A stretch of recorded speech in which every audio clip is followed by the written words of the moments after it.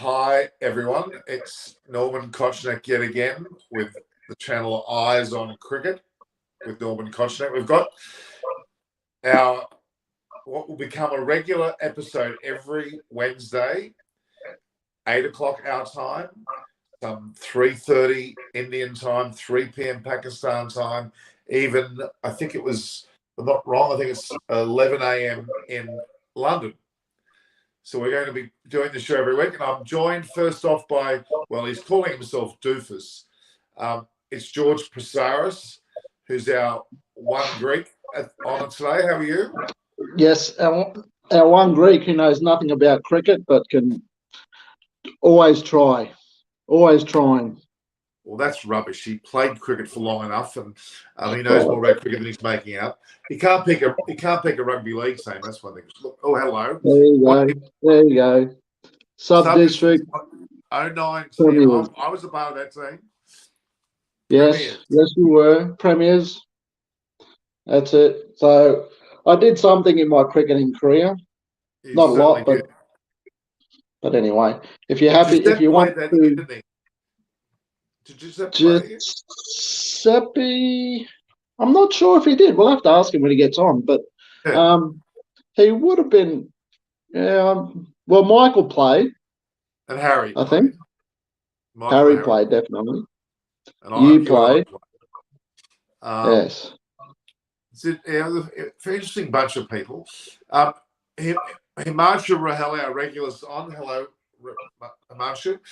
So look, we'll be talking more about George is the Greek representative. We've got another Greek resident coming on probably next week, Harry Tsoumbaras. Then we've got Giuseppe Terranova, who's about to join us probably the next 5 or so minutes, but he'll be joining us. Yeah, he will be. He's keen, he said. And then, of course, we've got Michael Anastasia joining us definitely next Wednesday. So every week, guys, this is episode two. The money's gotten through to him, so he's going to join us next Wednesday. What's the 12 cents? The 13 cents.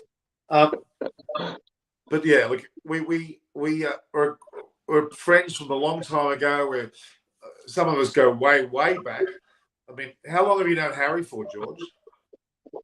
I've known Harry for would be close to 40 years, more 45 years.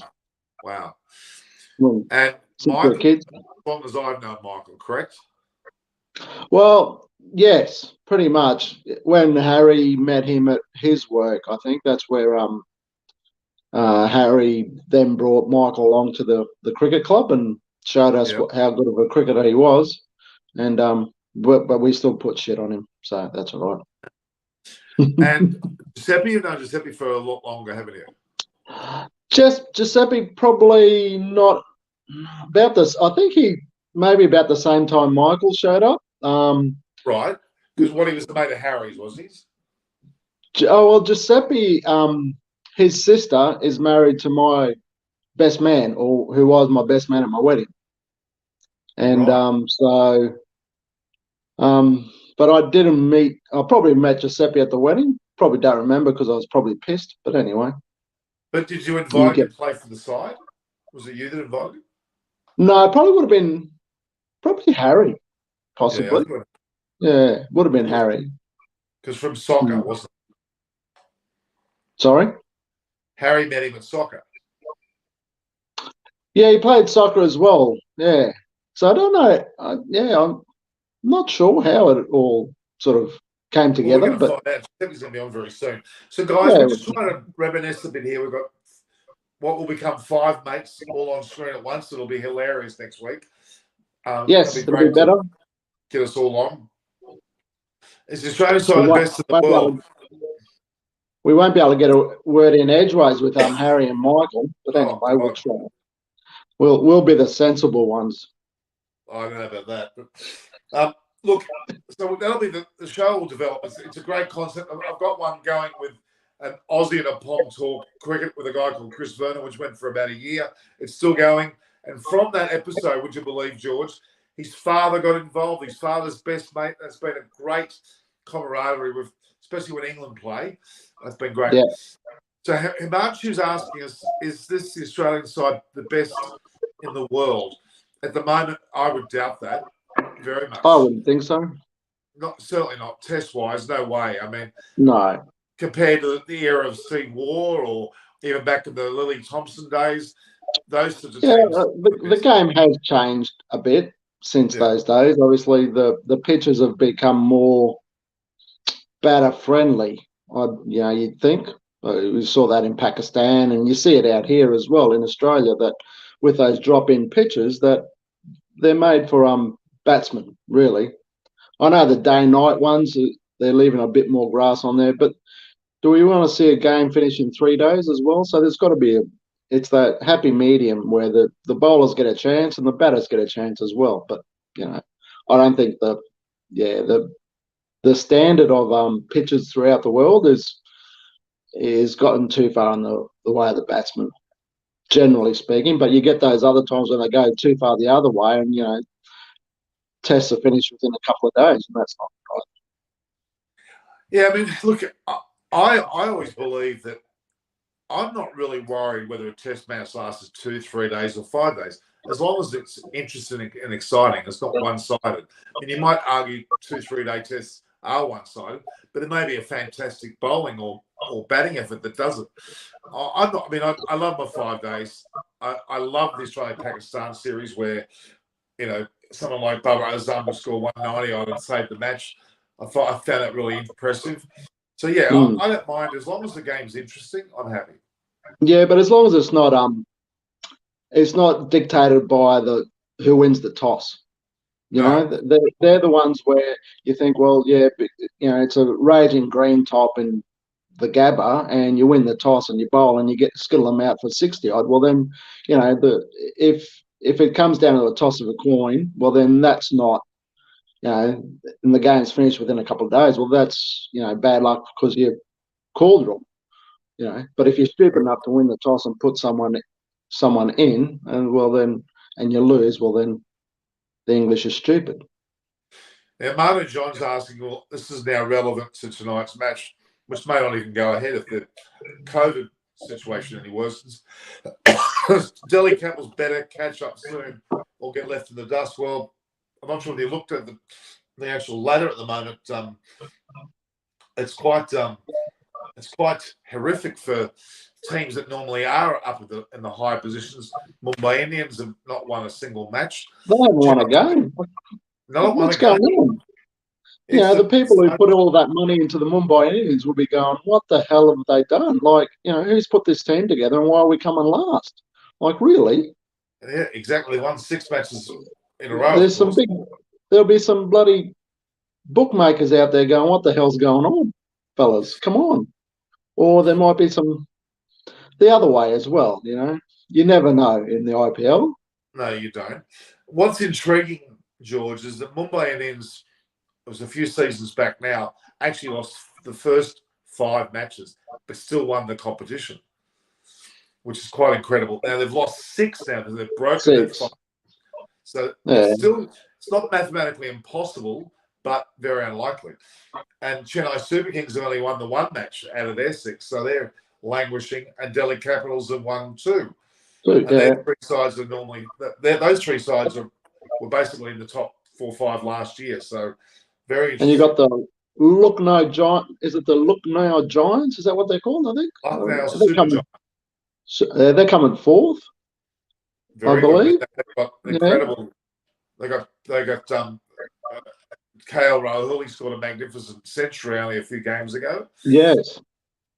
And you got Josh Butler who scored a century. He looks magnificent too. He's on fire. So that's where these people putting these teams together have got to be really smart and get those players who are really hot at the moment, and hopefully they go well. Or you go for those tried and tested players, but sometimes they get into a bit and you're buggered.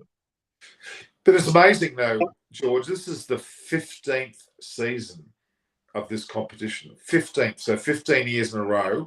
Started in 08, so even started before we won our grand final. That's how far back it's it's a long time, but and they've gone through a few incarnations. A few teams have come and gone, and but at the end of the day, it's still the same pool of players that they're picking from. So you should be able to, get a decent team for the money that they're putting in to have a really competitive competition. But it doesn't. Do they still have? I'm not sure. Do they have to have X amount of local players still in the squads? Yes, yeah, they've got only a certain number. I think it's in fact 4 the so-called internationals, or they're calling them foreigners, which I think is a hilarious term. But fair enough, foreigners. Yeah. So that's the case. But they've got such an incredible number of local talent that play. It's just beyond me. So, Martin Rahela says he's quite into Australian cricket. He says, "Can Australia?" Can you see the questions, George? Sorry.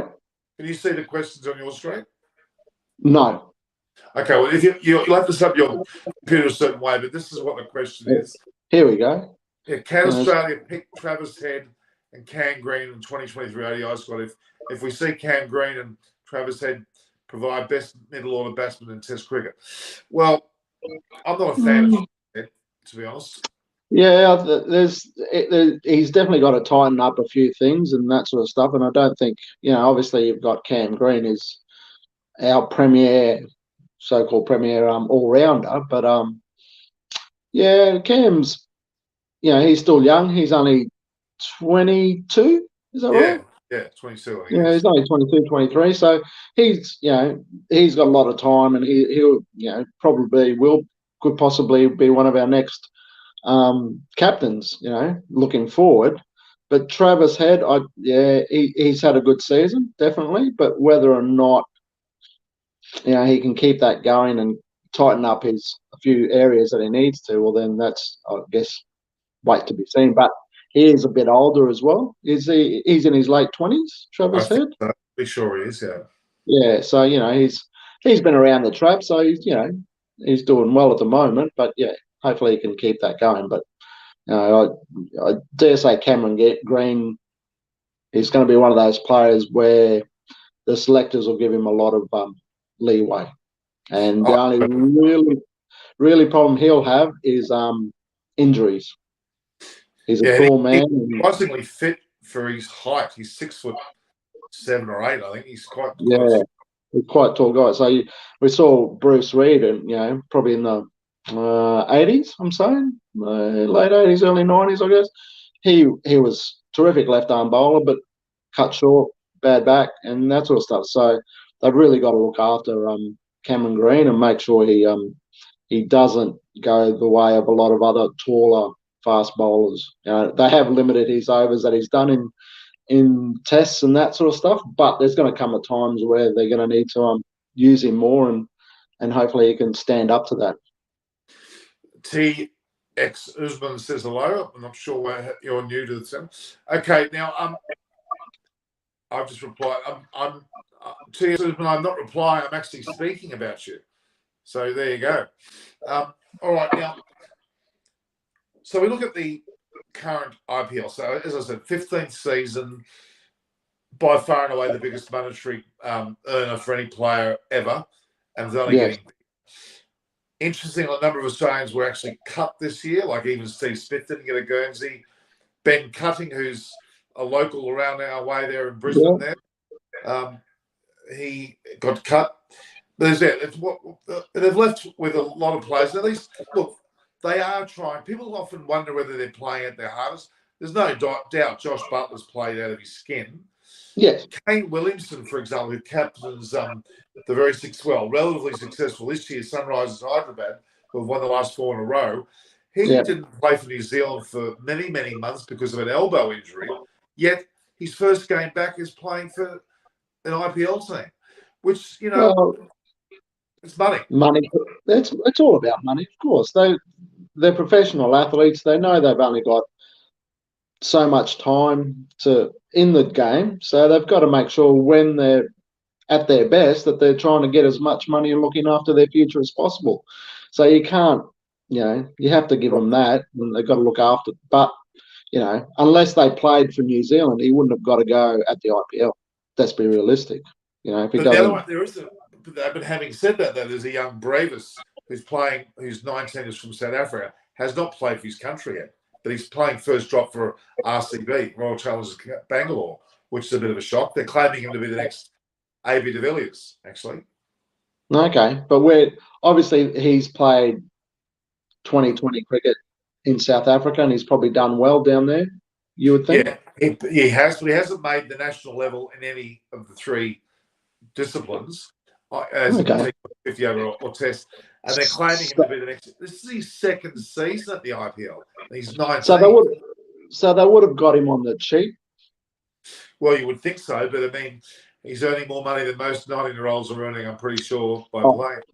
Without doubt. But obviously, you've got your squads, and if you're paying top dollar at one end, you've got to fill your team with others who can hopefully have that potential. And if he's doing that, well, then he's only going to skyrocket, and he'll get his chance, obviously, in South Africa in years to come if he goes. But batting at number 3, it's quite. They've obviously got faith in him. So, okay, Himanshu Rogella, who often comments, says Josh Butler in T20, he's on last 5 years, but Test cricket's performance has been poor, and ODI cricket since 19 World Cup has no half-century. It's true. He's obviously gearing himself to the IPL. We have to respect that. Well, and look, he's still an amazing player. He didn't have a really. Did he play in the Big Bash, or did he come out for a little bit? I think. No, I don't remember him in the Big Bash. No, Liam Livingston certainly did, and he made his name there actually.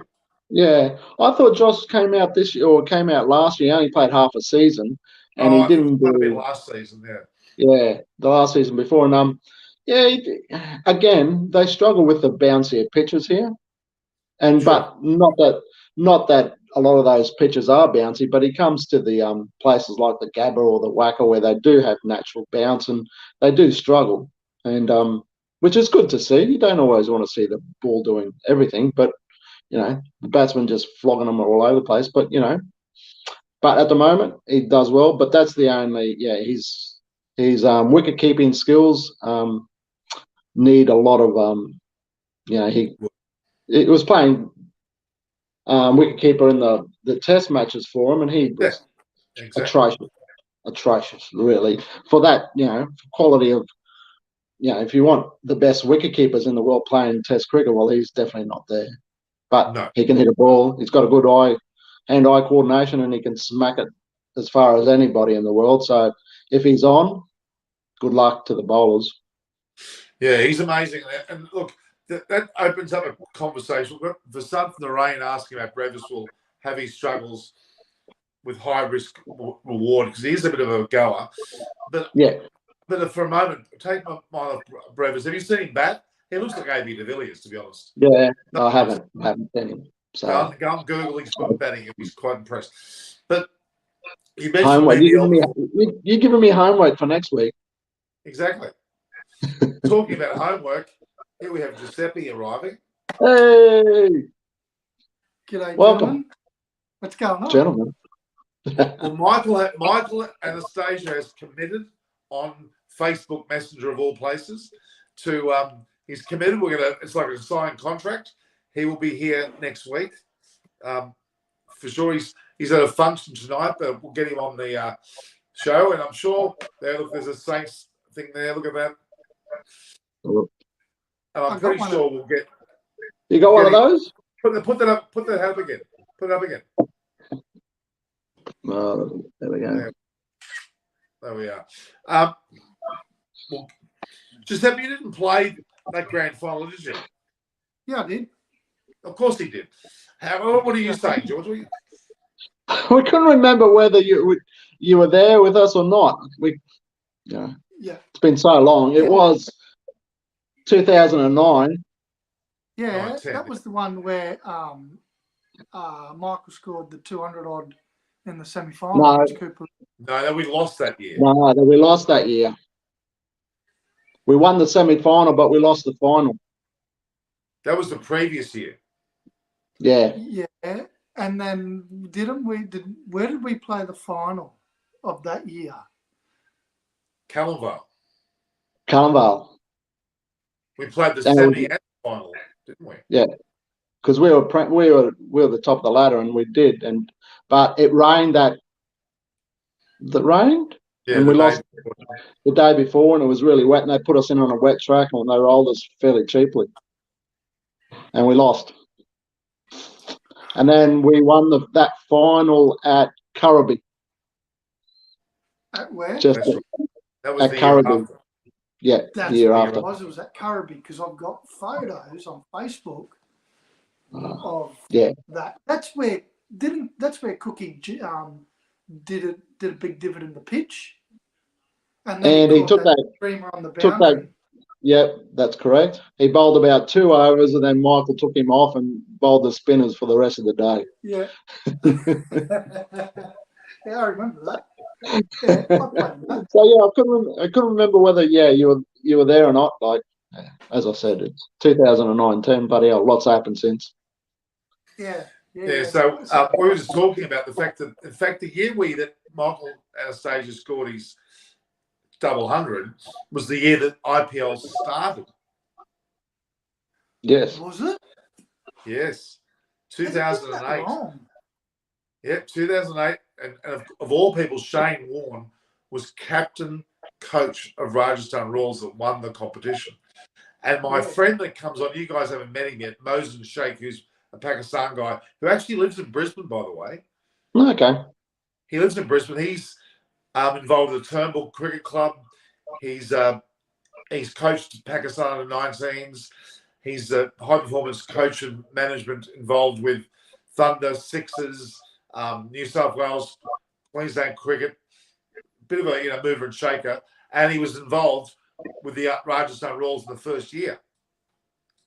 Okay. So he was quite a special moment because it was a Shane Warne-driven event that he was captain and coach, and they won the first year. So when you say it was a Shane Warne-driven event, what do you mean by that? Like he was one behind the IPL?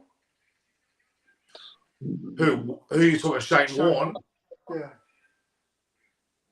He was involved with the Rajasthan Royals back in the very first franchise as captain and coach. Yeah, he put that squad together. He wasn't behind the IPL as such, but he put the Rajasthan Royals team together pretty much. He sort of handpicked the players that he wanted, especially the local boys, and he took them under his wing, and they went from there. So he had a bit to say at Rajasthan, but not in. Shane Watson played for that team as well. Yeah, I think so. So, I mean, I was very lucky over the years, guys. I've been to a lot of IPL matches live. I've also been to an opening ceremonies live. I was involved with the Chennai Super Kings, where I would go to the ground and be behind the scenes with them, with guys like Michael Hussey and Irfan Pathan and Dhoni. Dhoni had a guy sponsoring him from Spartan called Kunal Sharma, who was a good friend of mine, and I was sitting with them all. I was very privileged, and I would go to the IPL opening ceremonies in Kolkata. I went to the Bangalore test, which was back in 08, 09, which was back when I knew you guys. So, yeah, I've been very lucky. I've gone to Delhi matches in the IPL. I've been very lucky. I've had some great experiences in India, and I'm very closely connected to India now, as you know. So now they're very much close to my heart.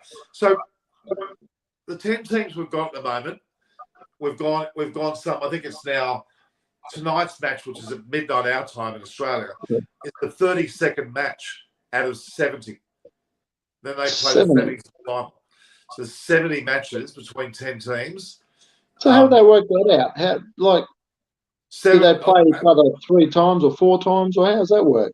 No, not that many times. I mean, 10 teams playing each other. Yeah. At least twice. That's 9 times 9. That's 81. Yeah, so that doesn't work. I don't know exactly what's going on. I haven't actually worked out the numbers because I thought it was going to be 84 matches, but I was wrong. But does that include the finals? No. It's purely 70 matches in the, let's call it round robin. Yeah. So Gujarat Titans is number 1 at the moment. They've won 5 of their 6 matches, and they've got the captain of Hardik Pandya, who's showing form out of his skin. He's done really well. RCB, which is Royal Challengers Bangalore, which has got Glenn Maxwell, obviously Coley, and it's got blokes like Hazelwood in the team. Didn't he make a duck the other day, Coley? Yeah, he got a duck for the ball. He's been, in fact, he scores. We all know because it's on the screen of the so-called thumbnail of this particular video that we're doing now. This live video has if you saw it, it actually has the picture of the scores of Coley this season, and he and Sharma pretty much shockers. Coley's scored 41, then 12-5, 48-1, 12-0. So he scored 2 40s. Yeah, Robert Sharma scored 41, 10-3, 10-3, 26, 28, and 6, and they've not scored well. So my mate Sharma hasn't done bugger all since last week. Yeah, he has. He only got 6 in the last match. But so as you said, he hasn't reached his milestone of whatever 1,000 runs. No, he hasn't. Where's my little mate? Where's my little mate? I was watching last night. You know what? Okay, this is my vision, guys. We get Michael and Harry on the show with us 3. We're the then best. We plan, and I don't know when it'll be. We can say it's next year. We can say it's the year after. We do a sports commentary tour of India. As long as we can get some sponsorship for us, we'll be there. I'm happy to. Have you forgotten about what I talked about Sri Lanka many years ago and what happened? I wasn't there. Well, you could have been, George. Yeah, but I wasn't. I could have, should have, would have, but would have, should have, could have, but I wasn't. Well, okay, then. In 2 years' time, we'll go to India and we'll not only play cricket, we'll do a commentary tour. Mate, I haven't played. You know how long since I've played cricket? 5 years since I picked up a bat. So what? Well, I couldn't pick up a bat then. You think 5 years out of the game and then another 5. Maybe don't worry, George. It's like riding a bike, mate. It's like riding a bike. What's her name? What do they call it? A unicycle. That's about right. No, but the reality is, guys, we should. I mean, when I eventually get an opportunity to go to India, because I haven't been because of my mother and other reasons. When I get to go, I'll pack a storm because I've got great contacts. We'll get Guernsey on a show called Sports Today, Extra Time, ABP News, all these different programs. You and our group will be a. We don't come cheap, mate. We don't come cheap. What do you mean cheap? We'll get sponsors. I'm easy, but I'm not cheap, all right? Well, you're cheap in other ways, but sorry, we're talking about. So, Himanshu Rahela says, can Australia pick Ben McDermott in the T20 World Cup later this year? Well, there's no reason why he's up in the mix, for sure. Yeah. Yeah, there's plenty of opportunity for guys there to put their hands up. Like, I really don't think Fenchy should be there at the moment. He's like, really, he's past it, to be truthful. He hasn't put in, but he might get there on what he's done, not what he's doing. Well, he scored 50 last game in the IPL. Yeah, one. He scored, he scored 150 for Australia in the last 10, 15 matches he's played. Well, so, he's Pakistan he scored 50, a very big 50 in one of these. That was the last game. T20. Well, they only played one T20. Yeah. I mean, look, it's pretty clear because now Andrew McDonald's been confirmed as the coach for the next 5 years, by the way, of Australia. That's what is he doing, but is he doing all formats? At this stage, yes. There's no mention of him not doing that. And he's got a 5-year tenure. So he is very adamant that he'll build a team around Aaron Finch for the next, the ODI World Cup, which is on next year. I'm pretty sure it is. And that's another thing. So the T20 is only a few months away, so he'll be there for that and for the ODI. So that's pretty strong. You have to remember, though, that, cricket is one of them games that you're either hot or you're not, and when you're hot, you're hard to stop. You know, and Finch on his day is probably one of the most devastating batsmen going around. So, like, yeah, but those days are getting fewer. You know, they're long apart these days. Whereas a couple of years ago, you could count on him every second innings. He'd be firing. Now it's like if it's at 1 in 5, it's probably 1 in 10 at the moment. So, you know, he hasn't got that consistency at the moment. But, you know, he's got the class, and, you know, his form can come back. But, yeah, I don't know. I think we should be looking elsewhere for a ODI captain for the short forms, and someone who is a bit younger and who's got 5 years with the coach to go through together, rather than having a change in a year or so. But anyway, they get paid the big dollars. I agree. I think that they probably need, as leadership goes, probably fresh blood. Yeah. If he's good enough, still select him. But definitely. I think we need a younger approach. You know, you look at other teams like the Kiwis and, well, England to a degree. You know, they find a couple of good young batsmen or bowlers like that Rabada, and they sort of start to build a team around them and throw in a few experienced people. We don't do that. We seem to hold on to that's right. 35-year-olds. Yeah, definitely. I think, the T20s and ODIs should be somewhere where we should be blooding our younger players and giving them that opportunity in international level and seeing how they go, rather than going from there. And you know, who cares if we win or lose, really? One day cricket, who really watches it these days? But it, you know, gives them an opportunity, see how they go, and then you can blood them into the test group as they get better. But you got to be giving those younger kids somewhere to go, rather than just, you know, playing state cricket, really, or Big Bash. Yeah. Yeah, look, it's a fair point, but at the same time, he's just won a T20 World Cup as captain, only late last year. Yeah, but it's because everyone else fell over. Really, it was like this, right? we did a Bradbury. I guess. I'll put it to you like this, right? You look at the, we'll go soccer terms. So you go, Italy won the European Cup. They've not qualified for the World Cup, but you still use those players that won the European Cup to go and try and for the next qualifiers for the next European Cup? You wouldn't. No, you are right, but Australia's got a bad habit of keeping these players in that position sometimes a bit too long. They do now because of, I don't know, the central contracts and that sort of stuff obviously has something to do with it. And pressure is probably put on the selectors to make sure they play players when you think, well, why are they playing them? But, you know, as you don't know what's happening behind, and obviously they're working hard and all the rest of it, which is what they generally say, and they'll get better, and, you know, they'll get fine form. But, you know, it's, you know, looking from the outside in, you think, well, yeah, you know, let's start sweeping those old boys out. You know, you got Finch, Warner, great players. They've done really well and have profited.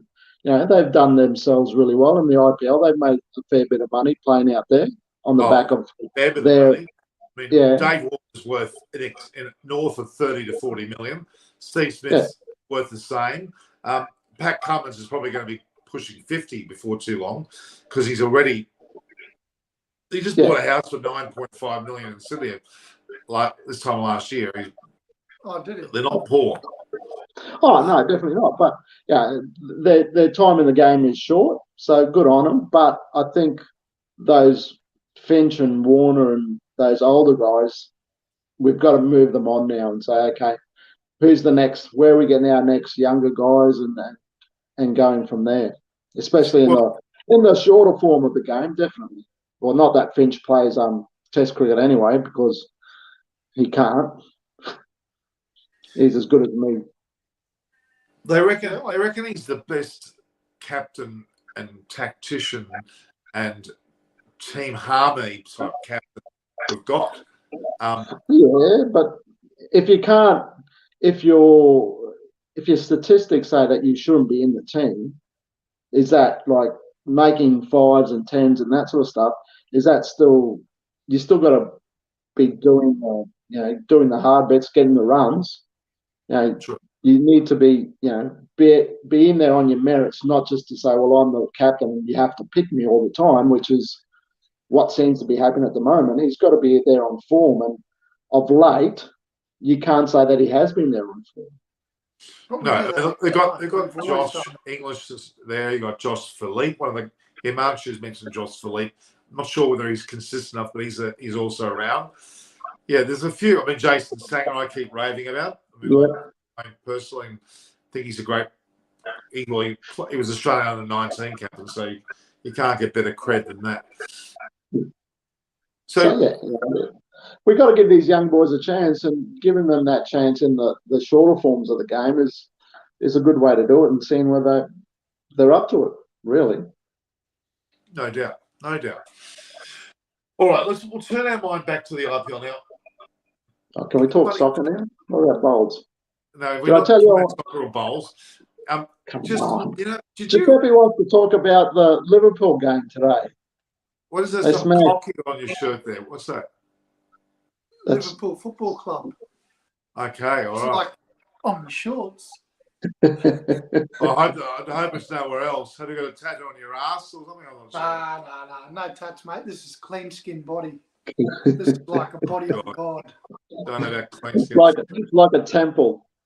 Yeah, in his own mind. You can play with your own temple. We're not going to play with your temple, was it? Just so we're looking at, I was talking about, the IPL and COVID.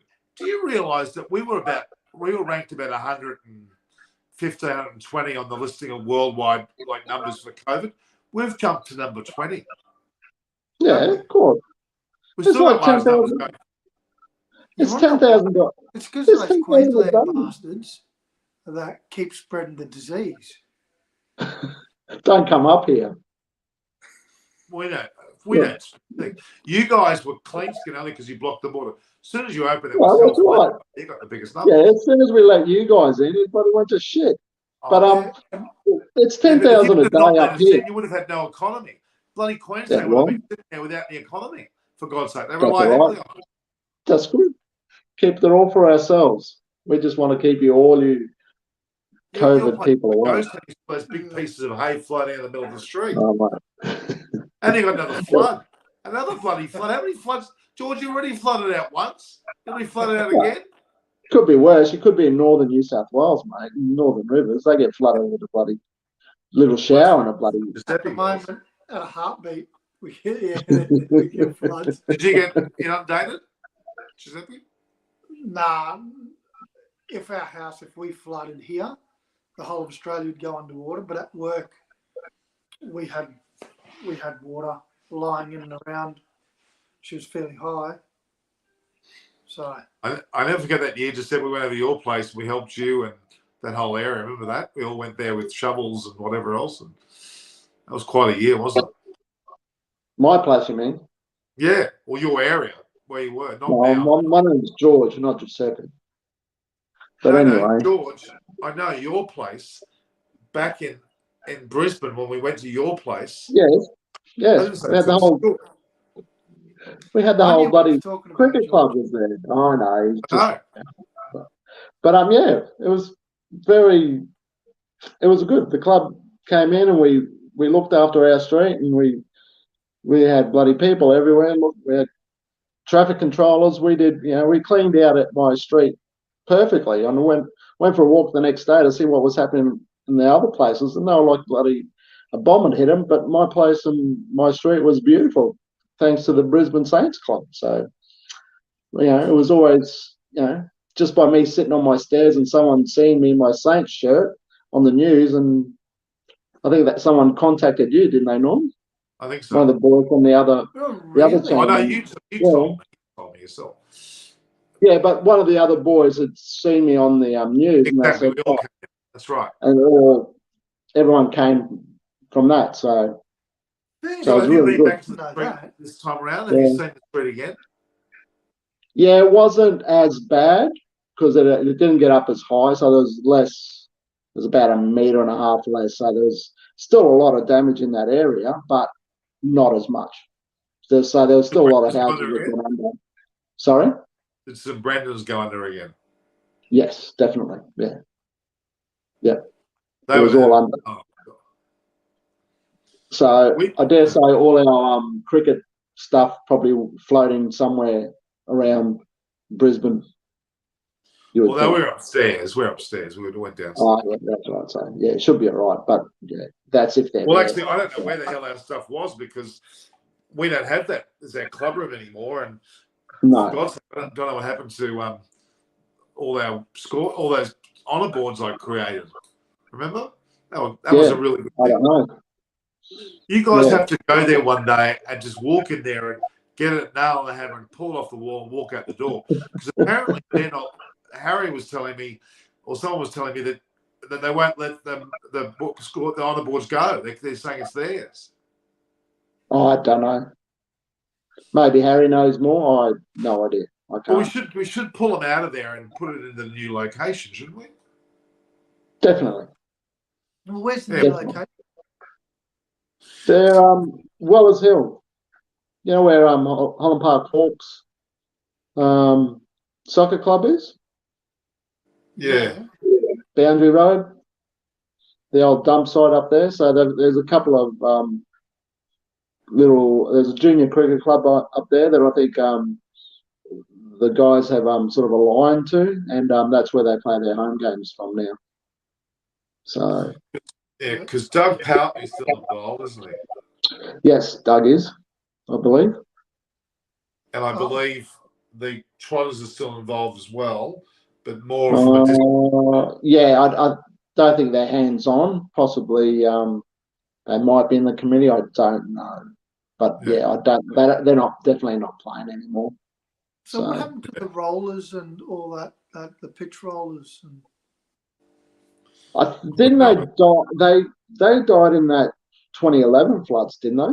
No, we got stuff after. We got all brand new stuff after that. Did we? Yeah. Was that up at LNG? No, someone told me that years later, like about 15 or 16, the club went in there and got them and sold them and kept the money. Some Brendans. Yep. They went into the shed, took possession of whatever was there and said it's theirs now. And basically, because they weren't playing cricket anymore, so they basically went and sold all the stuff. Oh, yeah. Well, they didn't let us play there anymore. Yeah, I don't know what happened there. I wasn't a part of it when that happened. So, anyway. No. Oh, all right. Anyway. So it's funny how we're talking about that. And the people in the crowd was going, what are they talking about? Anyway, so, all right. So, Gujarat Titans have, as I said, Hardik Pandya. RCB, Royal Challenge Bank, all that, obviously, Faf C, Kohli, Maxwell. Rajasthan Royals, who won, I think it was yesterday, they won. They got, again, Butler in their side, and they've got Sanju Samson as a pretty good captain. Then Lucknow's got KL Rahul, scored a century last match. Sunrise Hyderabad, honestly, have got a pretty dumb team, but with Williamson there, but they've got a bowling unit that's suddenly clicking, and they've got some young bloke who's doing really well, Usman Malik. Then Kolkata Knight Riders is coming sixth, who should be higher, and they've got Pat Cummins and Andre Russell, and they've got a pretty hot side really, but they're not doing well at the moment. Punjab Kings that's playing tonight, they've got Agarwal and I think Shikhar Dhawan's still playing. Delhi Capitals they're coming eighth, which is amazing. Ponting is the coach. Warner, Mitch Marsh has got COVID. He's in hospital. They've all got COVID in that particular team. What I was saying earlier, I forgot to tell you, the COVID numbers, I was about 120. We're now 20 in the world. And we've got 6,800 deaths. I didn't realise it was that high. But we don't talk about it anymore, of course. We're all not allowed to talk about that. Can't talk about the numbers anymore. No, we're not doing that. Well, I know in Queensland we're getting about 6,000 a day, up to 10, and I think it's probably double that in New South Wales and Victoria. But if you don't, people just don't test anymore. So if you don't test, you don't know. So you But just see even the people just that walking around who just don't even register. Well, that's right. You got asymptomatic people, and away you go. I could be one of them. I don't know. I keep dodging it, but I'm sure I haven't had any symptoms. But I'm pretty sure I've probably got it or had it, or who knows? I don't know. Did you have it, Giuseppe? I haven't. No. I got it. Would you believe, January the 1st, and I couldn't go to the Sydney test. I was pissed off. I had to isolate. I had it. It wasn't 100%, but it wasn't that bad. But I got it January the 1st. Yeah. So yeah. Well, Giuseppe's in the bloody middle of nowhere. So who's he going to pick it up from anyway? Oh, you'd be surprised. The numbers are quite high here. Yeah, that's because no one's bloody gotten the shot. That's why all the anti-vaxxers are living there. No. That's Byron Bay. Oh. Byron Bay. Yeah, well, they cut down grafting. That's a problem. We're vaxxers here, mate. Not anti-vaxxers. We're vaxxers. We're vaxxers. Isn't it a long competition, though? 32 games in, up to 70 matches. Last year it was split into 2 sections. It was really arduously long, but there's too much money involved. Well, that's the problem, isn't it? Like, really, yeah. And that's taking up a big chunk of the calendar these years. And, no other cricket's played. The IPL is it this time of year. Yeah. They're playing any cricket anywhere else? No. And why is that? Because everyone's playing there. So, yeah, 70 games, and they're playing one a day. There's a couple of double headers here and there on weekends, maybe. Yeah, that's right. I reckon they should have played them all double headers. That's my idea. If that's would have been a better way. Yeah, that's it. There's no reason why not. Like, what time are they starting in? But obviously, the Jew's the issue, isn't it? Well, they would normally have a game on now, 8 o'clock, if it's a double header. Yeah. 8 o'clock our time, which is effectively 3:30 their time, which is in daylight, which goes into a twilight. Then they have the next game on at midnight our time, 4 hours later. So it's about 7:30 Indian time. So it's a prime time slot.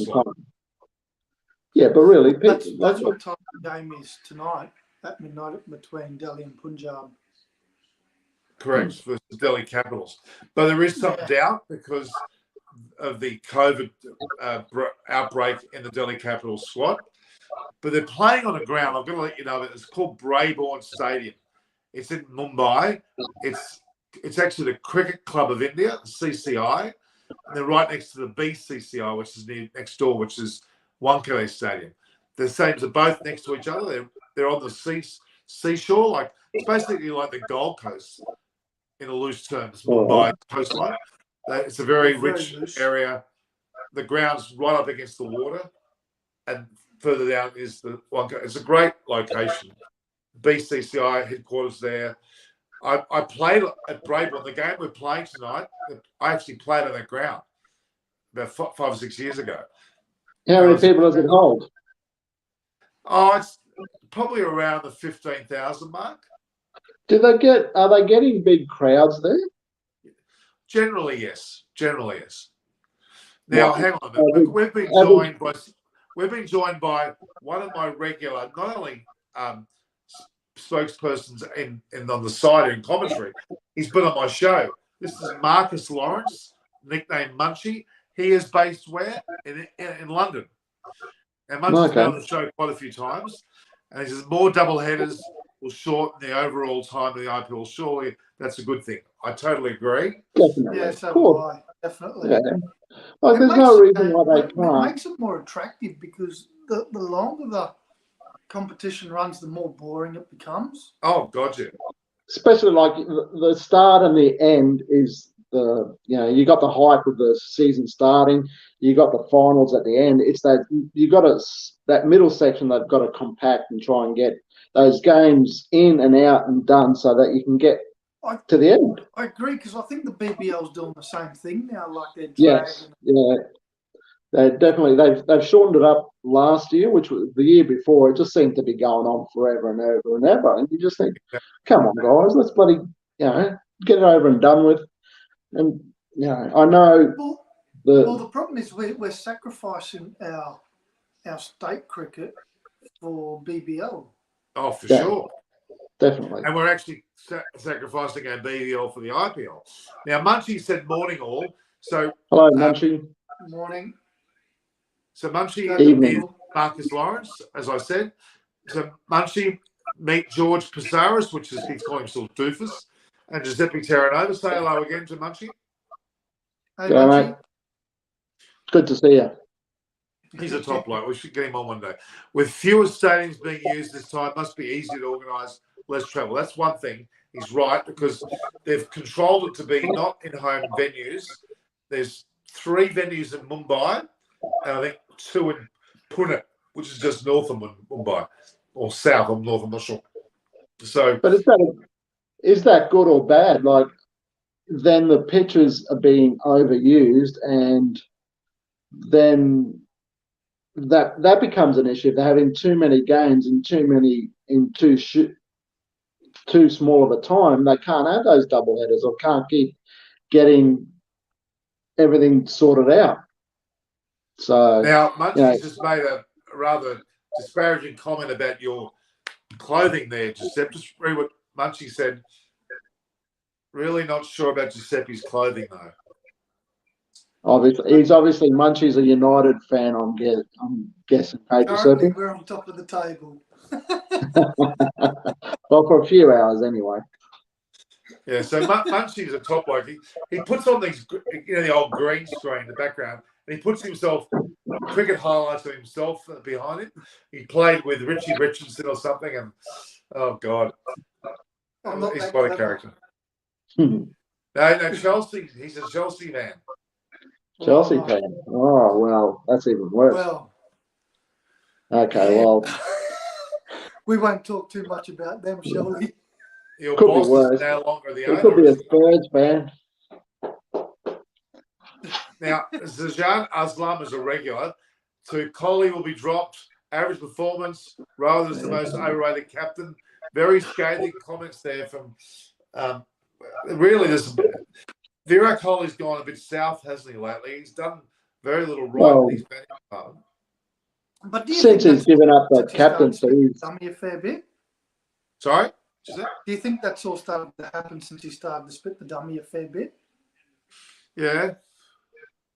Like it's affected his performance? Well, he doesn't have the same care. Care factor 0. He's not the captain anymore. So. But Virat Kohli's interesting. We've got to remember he scored 70-odd tests and ODI hundreds. He's right up there. He hasn't scored one lately, yes, I know. But he's also scored the most IPL runs higher than anyone. Some 6,270-odd runs.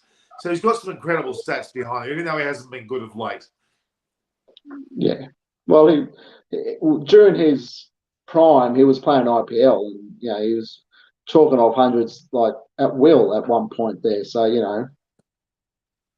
well, could you imagine the likes of, say, I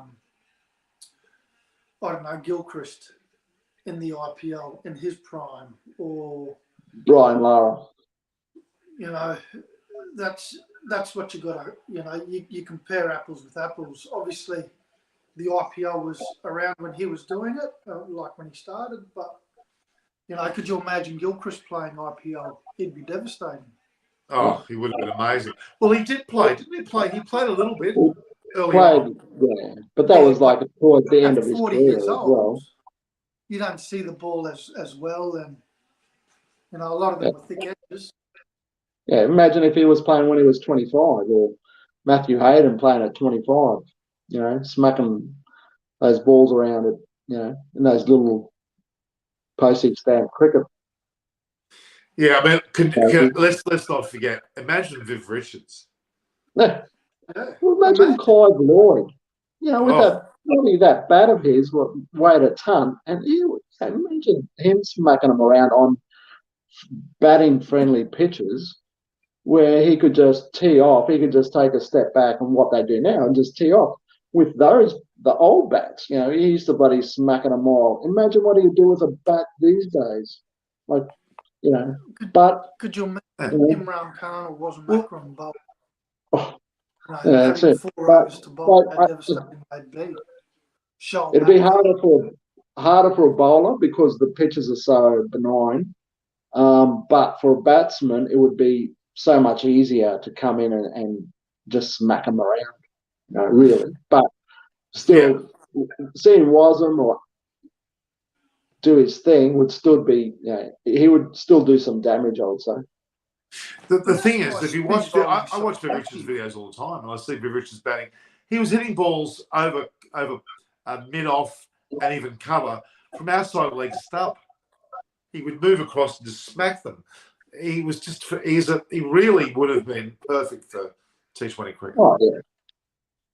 Even the one days, I didn't play a lot of one days. That he would have in England because they played a lot of one day cricket in England. We didn't see a lot of it out here until he was sort of later in his career, I guess, when they used to wear the pajamas. But I would like to have seen him, really in his prime playing a lot of those one day. Michael Bevan. Well, he was a great finisher, as well. I mean, Munchie's mentioned Beefy. Of course, he's English. Ian Botham would have been pretty phenomenal. It's amazing the story about Botham and Richards. They spent time together. They shared a room together when they first were youngsters when they were in England. Incredible, isn't it? And they would feed off each other. Amazing pairing, those two were. Shubman Gill, well, he's not really. He's more elegant. Not really big-headed. A lot of commentary about Baba Azam. Now, did you see his 196 though against Australia? Yeah, look, we spoke about this last week though. Oh, we did too.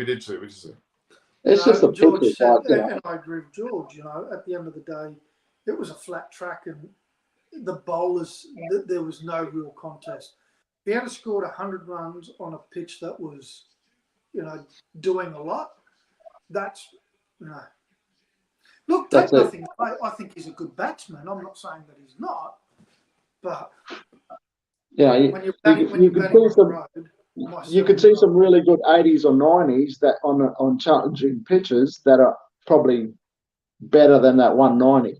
190 is a big number. Let's not not saying that, and against good bowlers, but if it's just gun barrel straight, really, is it that much? Is it that hard? And on his home conditions as well, he should be scoring, 190s or more regularly, I guess. But phenomenal what he did. You can't take it away from him. Oh yeah, no. You can't take that away. No, it doesn't matter. It's always there. Well, time will tell how good he really is, but I think it's all pretty positive. Okay, so again, we mentioned this. We talked about the BBL last week a bit as well, but I think in the last week there's a bit come out about the financial side of the BBL, that they're not attracting players anymore from overseas, and that's a real issue. There's a lot of we didn't discuss that last week, I don't think. No, and it's hard one because you want to see the better players come out here, but if people are paying, them to play somewhere else, well then, should we be looking at the younger players who are doing really well in each of the countries and trying to getting that younger group out and seeing what they can do and making it a little bit better? And you can think, oh shit, I remember seeing him play, in the BBL back in 2023, in 7 years' time, and you'd be going, geez, he was, as a youngster, did really well, and he's come along. So is that where we should be positioning ourselves and trying to get these, like you said, Norm, that 19-year-old kid who's playing in the IPL? Like, should we be looking around the world at the under-19 test teams and thinking, okay, yeah, let's grab all these young boys and put them in and give them a go, and the game will be better. Then you look at. I think it's a great idea. I think it's a perfect idea. But if you get, say, a 19, 20-year-old, they don't really have a care in the world, and they don't play with. They play with a lot of freedom, rather than someone that comes out here that there's high expectations, so they'll sort of They're paid a lot of money. The pressure's on them to perform, and some of them can't handle that pressure. You get someone that comes out, there's no real pressure on them, and 19-year-old kids or 20-year-old kids, they don't care. They're just going to go out there and hit it as hard as they can, as far as they can, or they're going to bowl as quick as they can, and it'll just bring something else. Well, how's that that spinner that we had at the Under-19 World Cup, that he would spin the ball with his left and right hand? That's right. And then they had that big complaint going, well, you need to tell us which hand you're going to bowl. He turned around and he said, well, the batsman doesn't say when he's going to switch hit, when he's going to do a switch hit. They can do it, so why can't I do it? I think it's a great point. We can unearth someone, see him the first time, have the magic of his first go. I think it's a great point, George and Giuseppe. I reckon the BBL should be the up and comers more and more. You definitely have your local players who if you can get the Australian cricket team playing, and that's the other thing is it's in the middle of our test season, isn't it? So you're losing your 15 best Australian players essentially. So you're not getting not all, supposedly. But you're losing that draw card because a lot of as a kid, as a 12-year-old or 15-year-old kid, you want to see those guys. You want to see the Australian captain, whoever he is. You want to see that at your local, at the Gabba or whatever, because kids. Test matches are too big of a day for a 10-year-old kid at the best of times, but 3 hours, go out there and watch the Australian captain or the Australian bowlers or batsmen and that sort of stuff come into town for a T20 against the local kids as well. Like you'll have a few of the young kids for Queensland playing in the Brisbane team, and you think, well, let's see how good he is. And see how he comes up against these better players. But with those guys out of that competition, how are we filling that void? I know they need players to give that competition a bit of a name so they can come and watch them play. But are they pitching it the right way? They should be pitching it to come and see the team, the players of the future, not the players of now, sort of thing. I don't know. Yeah, I think it's actually. When you described it, it struck a chord with me. I'm thinking that's it. That's where that point of difference will be. All these young blokes coming here at money which is beyond their normal pay and having a bit of a go. Well, that's it. It's only 2 months. You go around to the under-19 squads of every country and you go through their list and think, okay, let's pick these two. You can probably get 6 Afghani boys that come out and bloody tear the place apart because no one would know them. They're given an opportunity. They'll be well looked after and that sort of stuff. They can relax. They can just play cricket for 2 months. They'd go nuts. Well, how old was Shane Warne when he played in the first T20 for Australia? He hadn't even played he'd played one state game, I think. Yeah, exactly. Yeah. That was a handful of great games. And then he went out. He played no more than about a dozen matches at first class level before he got, and that's not playing state alone. That's other games. Yeah, and he was playing third grade for his Sandringham team. Third grade. He wasn't even in first grade. You know what I mean? And then he represented Australia at a T20, and his first innings, he scored a phenomenal innings, and he batted with freedom, like there was no. Yeah, that's right. No restriction, and that's what we should be doing. Should be looking at. Cost would be less. You don't have to pay as much money for these younger players, and but the television networks wouldn't be happy with that because they haven't got those name players coming, so they can sell their the eyes on the TV for the advertising, and that's what it comes down to. For example, if you had dollars. Just one player per team.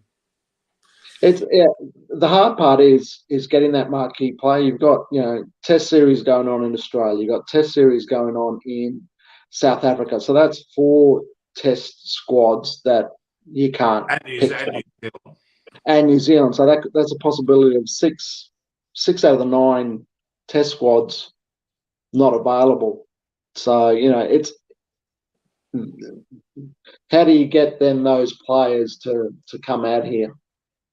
But anyway, but you at the moment you do find players just playing, T20, and they're you look at those players and some of them decent players, some of them just do it for the money and go around and around and around the globe doing that.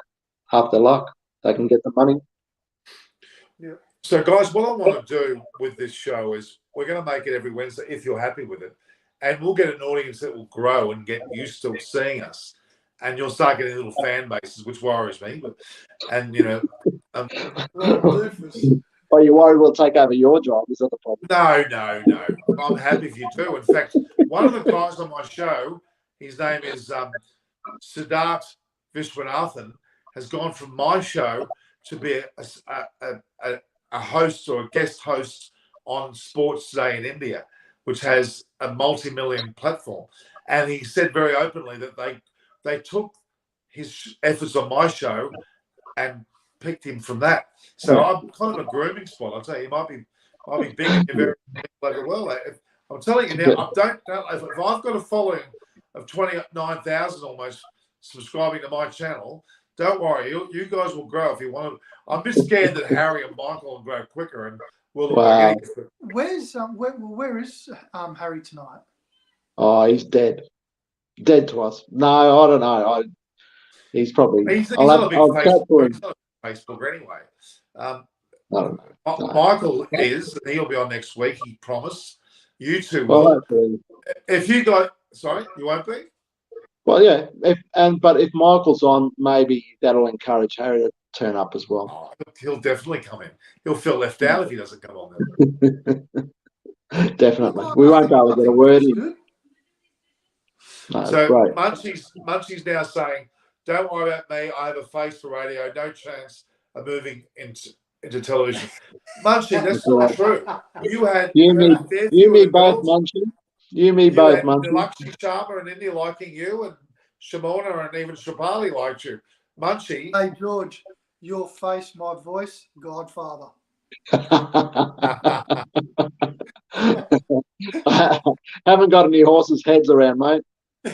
I do. So okay. Now, in terms of, you need to provide me with updates on Greek and Italian cricket. You guys do a bit of homework and see whether they're actually playing cricket there, which they are. You know that. And ISPRA in northern Italy, they're playing. There's cricket teams playing there big time. They play. Mark Crowe was the coach. They used to play in Crete a lot after the World War II. There was a lot of English resettled there after the war, and there was a few cricket teams in Crete and in, I think, Corfu as well, possibly. So there has been cricket played in Greece. Obviously, Jason Gillespie is of Greek origin as well, and Greek and Aboriginal, isn't he? Yes. Wow. I think and you got Jacques Callis was of Greek descent as well in South African team. So there are a few, and yes. I think Michael Di Venuto went to Italy and played in some qualifiers or something at one stage. Yeah. You know that Ryan Campbell, who was the wicketkeeper for Western Australia, he's the coach of Holland at the moment. He actually had a heart attack. Had a heart attack. How is that going? I didn't I heard he had a heart attack. He's in a coma. Yeah. Not good. I only played cricket with him 3 years ago. Okay. And he was coaching Hong Kong at the time. And the Hong Kong Cricket Club came out and played the SCG 11. We played them at Drummoyne Oval, and he was a part of that. Okay. Really liked. And you got Stoinis, Greek Stoinis. Yes, of course, he is. There were a few in the past, weren't there? Oh, dude. We stuck to something. Not Greek, but he was close. Oh, I don't know. I think he was. He had I think it was more north, the heathens of the north. Cypriot. Well, I've had him on my show. I actually did a show once out of his house, and I was on the show, and he wasn't meant to be on the show. He's feeding me toasted cheese and tomato sandwiches. I said, "Len, sit down," and then Len took over for the rest of the show. Can you believe it? Yes. He lives down in south of Sydney here, and yeah, and Dougie Walls. I've had shows with him and Jeff Thompson.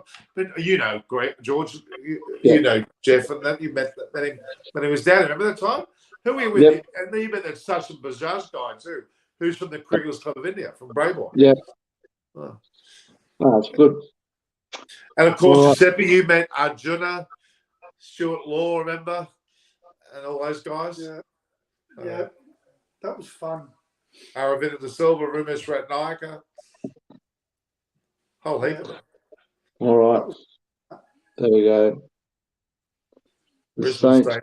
Hang on, hold it there. I'm going to take a photo. Hang on. Got to get this. It'll hopefully entice Harry, or maybe Harry get in.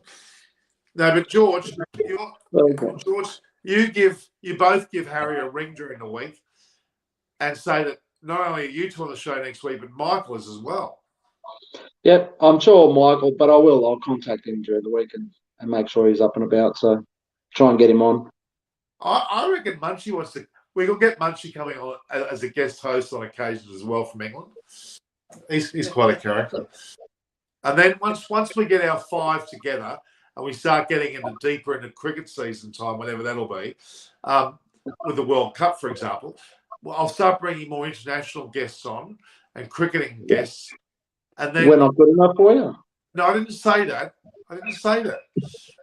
But then we're going to do a show, all of us collectively, from Wankhede Stadium in Mumbai. If you say so. As long as there's no bookmakers involved, I can go. As long as I can fly first class. Did you say fly with your ass? What? We want to use your flyby points, mate. All of them. Oh, flyby. What century are you in, George? Flybys? No one gets fly. All right, fly things, whatever they are. You know, your Qantas Club points. You know, whatever you use. The only flight you got on bloody flybys was to Adelaide on the mystery flight. I used to do that. I used to get the flybys points, and I get a mystery flight to Adelaide. It was always Adelaide. It really pissed me off. I wanted to go somewhere. It's always bloody Adelaide. No one wants to go there. That's all. Everyone's getting out. No one's going back. That's the problem. But anyway, this is hang on. This is what Munchie's saying. We'll have a chat when the New England skipper is decided. Where you've got yourself Robert Keys as the new managing director and Joe Root's gone as captain. Yeah. So yeah, it'll be for sure. Well, there's only one candidate, really, isn't there? What, Ben Stokes? Who else? Yeah, there probably isn't. There's no one else that's good enough form-wise to stay in the team. Well, that's it. There's no one else who would be getting a spot. Like, he's the only one you'd pick. If he's not injured, he's the first one picked. So he's your captain, really, isn't he? And they'll form around him. Yeah, although they might give James Anderson a farewell captaincy for a few matches. You never know. Nah. They got like those quick bowlers, Jofra Archer and a few of those younger boys. They just can't stay fit. If you imagine those bowlers playing out here in Australia this year, But anyway, wasn't meant to be. Now, hang on. This is something interesting. Munchie's brought up a great little fact here. Giuseppe, can you read this out? I'll let you read it out. So, interesting fact. The Brabourne Stadium is named after an old governor, Lord Brabourne.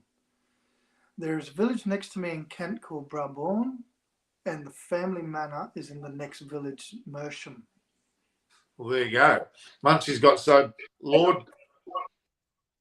How do you? I mean, I've always called it Brabourne. That's my pronunciation. Or is it Brabourne or Munchie? How do you pronounce it? Brabourne, probably. Yeah. Oh, that's actually quite interesting, eh? It is. So Lord Brabourne is that. That's interesting how that state's been named after him. Well, here's a very useless fact, but is a true fact. AC Milan Football Club was actually founded by English immigrants that originally it was a cricket club. There you go. Was a cricket club. Was a cricket club. It was founded by Englishmen in Italy, in Milan, and they actually founded on the basis of playing cricket. Oh, wow, that's interesting. I never knew that. That's intriguing, isn't it? How did that happen? An English group bringing a cricket club there and ends up being a soccer club. Yeah. What does the AC stand for? What does AC stand for? Association of Associazione Calcio, which means football association in Milan. Right. Okay. And on their crest they've got a cross, so it's the British cross, red and white cross, a bit like Barcelona's. Right. Which is the reference to their British heritage. Oh, there you go, Munchie. You learned something in there from Giuseppe. So Munchie says he would not pick Stokes. He's already done too much to the team, not doing too much to the team, so giving captaincy too much. Well, then Munchie would just left. And Munchie's now. This is the statement we're going to take a photograph of. Not Munchie, you are right, Norman. There you go. What am I right about? The pronunciation of Brayborn, I think. Brayborn. Yeah, maybe. Maybe. Yeah. You're right about nothing else. Gaming with Purinjay. He's got his own gaming channel. He's always a regular. He's on here too. Can we see Lethal Stark in the year T20 World Cup, like 15th World Cup? I think Stark's past his best, but that's just my thoughts. What do you think, guys? I think so too. Yeah. I think he's done. Still gives you a different perspective with a left-hander, which is good. I think he's very good for maybe the first 3 overs of a new ball, and then once I think he's done. I think is our real strike bowler there once the ball gets older. Yeah, definitely. Anyway, gentlemen, I've got to go. All right. I will definitely see you next week. You harassed Harry. Get him I will harass him. There you go, Munchie. There you go. See? There you go. See, he's right about. Founded as Milan Football and Cricket Club in 1899. Wow. There you go. See, but Munchie learned that. Munchie's gone googling. That's a Google answer. That's not Munchie's. That's not but we know that he's googled it and fact checked it. Giuseppe to make sure he probably thought that's bullshit. How does some bloody Italian kid in bloody Australia know about that? There you go. He knows things. But anyway, I've got to go. Well, before you go, George, Himanshu's asking who is Munchie. Munchie's Marcus Lawrence in England. Himanshu, you should know him. He's been on the show for many a year like you have. All right. All right, it's a great little show. So, look, next week, 8 o'clock, our time. It's whatever time it is around the world. We've mentioned that. We're going to have this regularly. We're going to get Michael, Anastasia on next week to make it 2 Italians and another Greek with Harry makes 2 Greeks, 2 Italians, and a German. Maybe a Pom as well. We'll throw in there somewhere. So this is a great concept, guys. I really enjoy having you on. Plus, I know you guys really well, and you guys are always interesting to talk to. So thanks, Doofus. Thanks, good old George. I'm glad you're here, George Passaris. And Giuseppe Terranova, all the way from... All right, you think is it Grafton? You're Grafton, aren't you? Yeah, Grafton. Yep. That's where we are. Yep. In Grafton. All right, guys. We'll Grafton, guys, as well. So thanks to you too. We'll see you next week. Go on and harass Harry and remind Michael as well. I want you all on the show next week. No worries. Which will be what day? That'll be the 27th of April. Yes. My sister's 62nd birthday. Oh, God. All right, mate. There we go. All right, guys. See you guys. Take care, bye. Guys. See you later. Bye. Bye. Dash out. See you, Jason. See you. It's good having those guys on there. They're great friends. Thanks to Munchie coming on and Himanshu with a few comments there. Always a good show when you've got people you know well and you've got a great camaraderie. We all love cricket, whether you're in India, whether you're in Pakistan, whether you're in London, whether you're in Grafton there, or Brisbane and Sydney, different areas of Australia. Cricket's the leveler. Cricket's the reason why we do this. Chris Vernon, Munchie's, you're a friend of his dad, Richard Vernon, of course, which is Bandstand Boy, which is he's off in Greece. He's always somewhere. he's never at home, it seems these days. He's in a permanent state of retirement. I think that's the best way to describe it. 3-5. We're getting there. All right, guys. Well, so we've got a bit of now. It's now 9:21 in Australia. It's about what? Just hitting 5 p.m. in India, and around the 4:30 mark in Pakistan, and a whole host of other time slots we can talk about.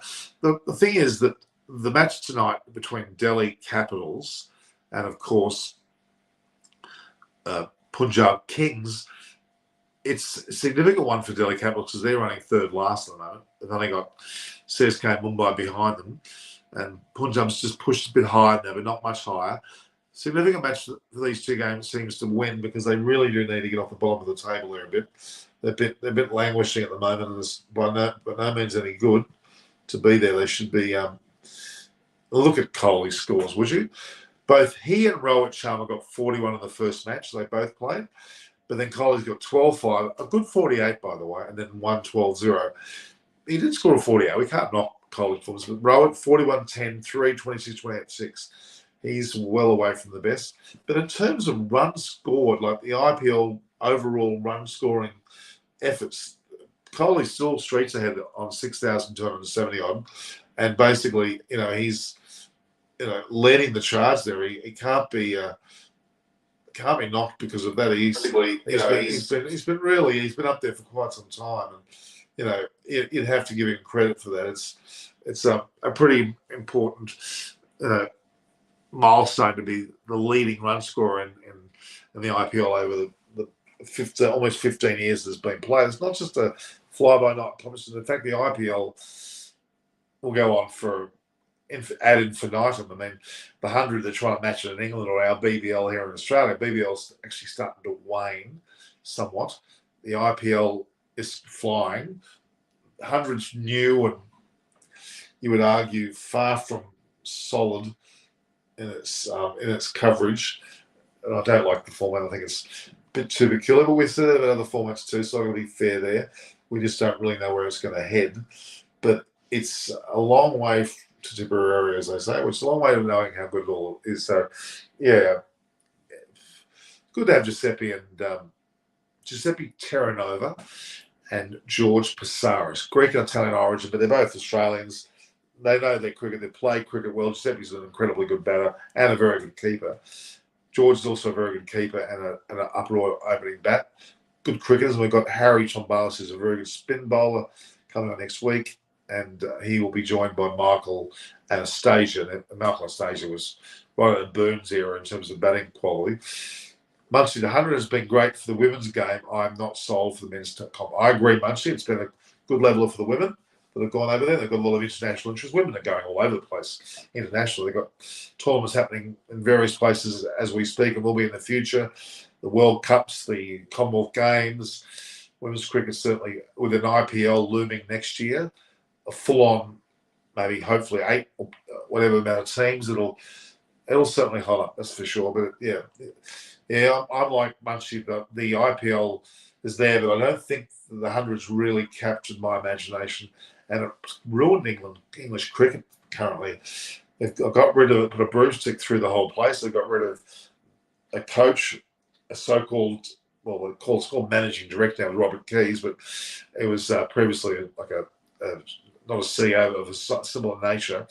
That was with Ashley Giles, and the coach feels sorry. We've got Paul Collingwood there now, and he hasn't been announced as the coach yet, nor is the captain, Joe Root's gone.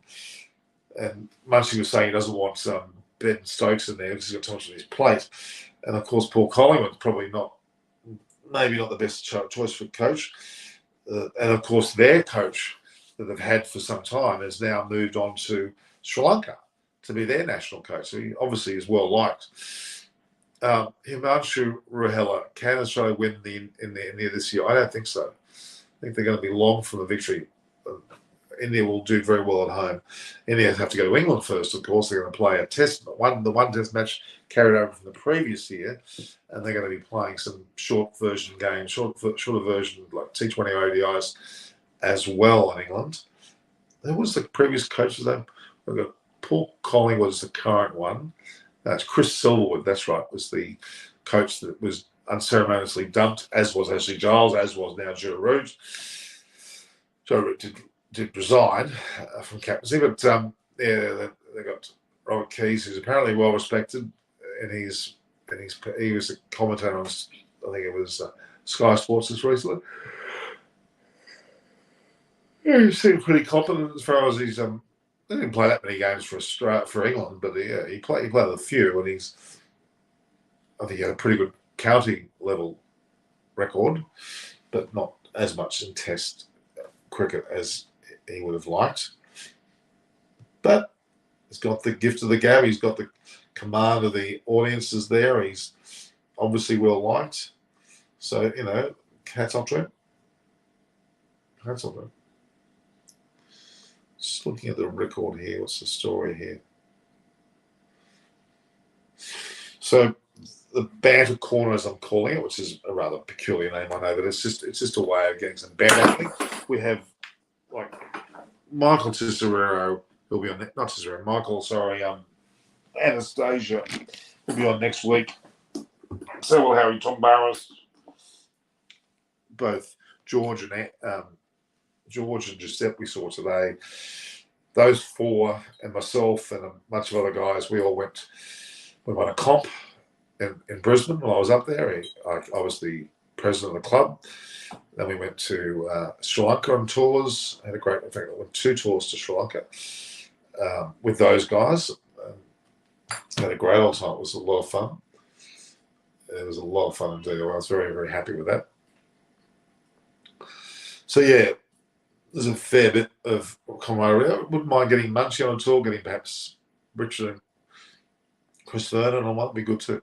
So Munchie saying Rob Key is an ex-Kent opener and skipper. He has scored 200 against the West Indies.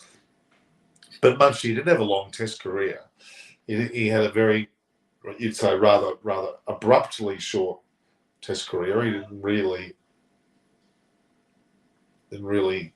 go that far with his Test career. Is that right, Munchie? You confirm that for me. Pretty sure his Test career. I can Google his Test career.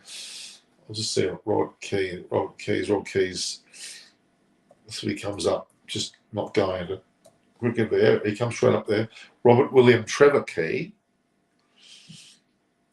born in 12th of May 1979. So he's by no means old. He's only 40. Well, he'll be 43 in May next month. 42. It's pretty young. As a former England cricket commentator and the current managing director of the English cricket team, quite a title. Key represented Kent County Cricket Club and is a former member of the England Test team and one-day national sides. So he, in fact, played 15 tests for England. Good skipper for Kent, all right. He played some 15 tests for England, only 5 ODIs. First class on 299, scored 19,419 runs. Where did he bowled better right arm man. He was the opening batsman. He scored in 15 Test matches for England. He scored 775 runs at an average of 31, 1 century and 3 50s, and that 1 century was at 221. He won. There's one chunk against West Indies. He played only the 5 ODIs, barely even worth a mention. He scored 54 hundreds and 76 50s playing for Kent and scored a high score there of 270. So, he certainly, he's born in East Dulwich in London, which is central London, playing for Kent. So he's been a chubby character, he was in his day. Yeah, but he played 15 tests for England. 15 tests. His test debut was the 8th of August in 2002. And his last test with just under 3 years, 2.5 years later, against South Africa. Yep, so there we have it. All right, guys, I'm just going to be gone for just 2 seconds. We'll just see we got a mother calling out. I'll be back in just a second. See what her problem is.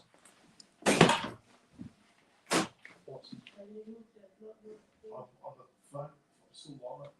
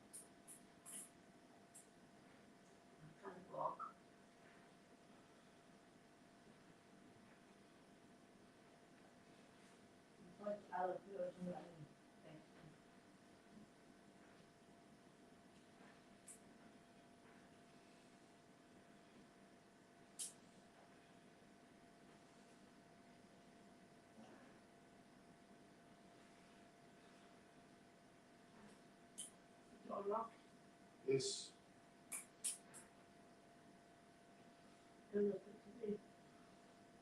What? What?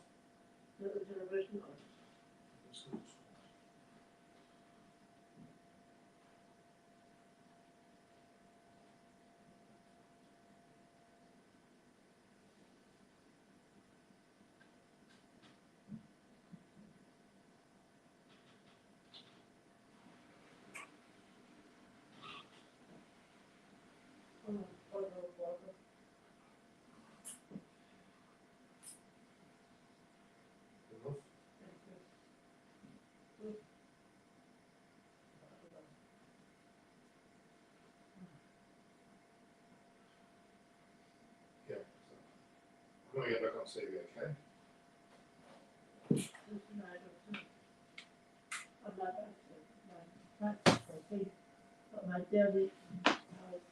What?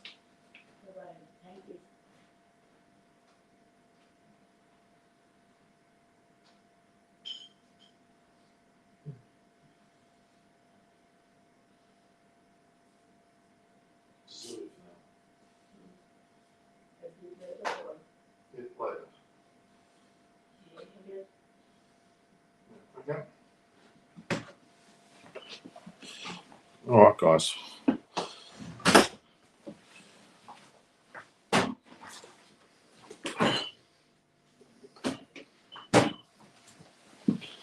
All right, I'm back. Sorry for that, guys. Just had a bit of a motherly thing to do. You know, when you've got a 90-year-old mother, you tend to have people there. Well, I'm back. Okay, just a bit more on Robert Key. Now, he's become the managing director of English cricket after Ashley Giles.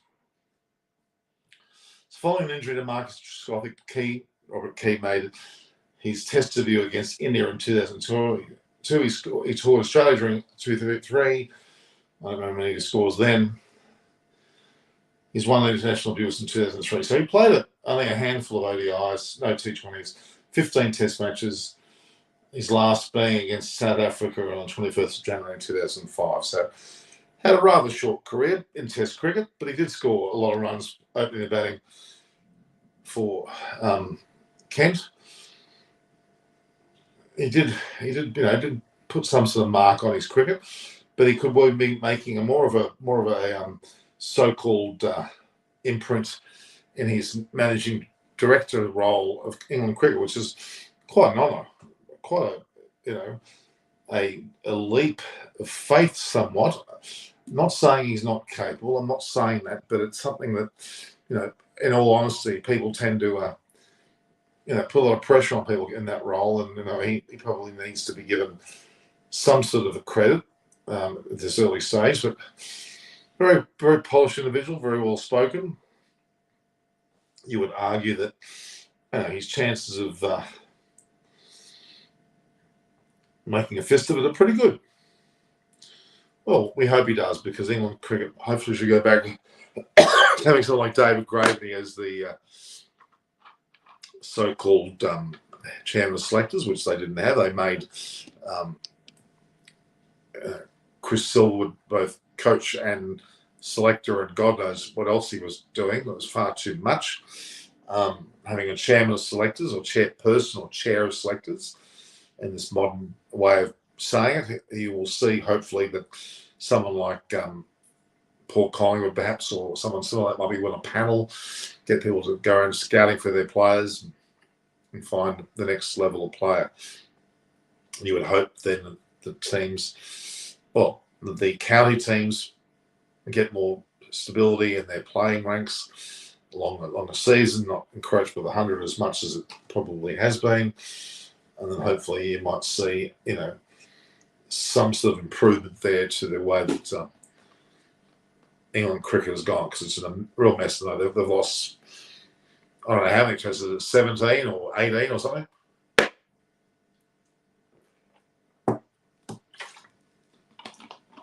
Joe Root's been captain for pretty much all of that. And he has decided, even though he's played phenomenally well, probably the leading test player in the world for some time now, you would argue that his personal batting kept England in the hunt for most of those games. But yeah, he's certainly not been travelling that well as captain. I'm just trying to see if we can get a bit of a stat about Root. Joe Root's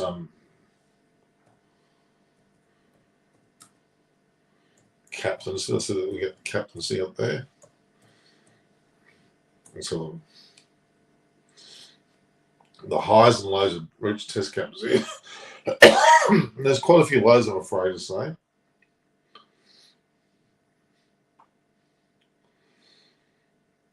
So the highs, South Africa, that was a flying start.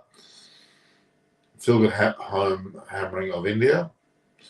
History made in Sri Lanka. They did well. It's not tough to get out long as it's Silverwood in South Africa. The lows failing to land and Ashes blow. There's quite a few there, actually. So who did he have there? He had there was some selection woes around him more than that. John Lark, how are you? I've never met you before, John. Let's just look at England's. Let's just say England's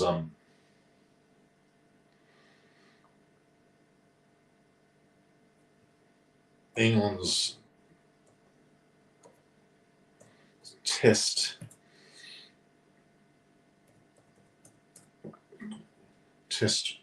results.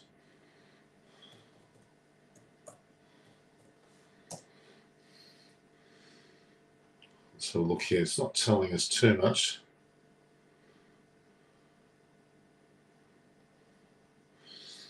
I thought something else actually.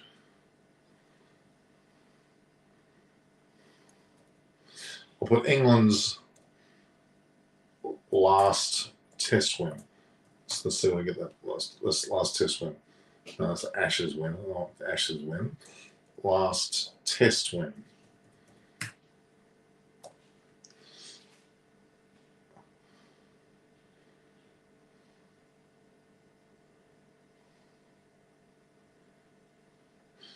Yeah, that's not what you're telling me. That's not what to tell me.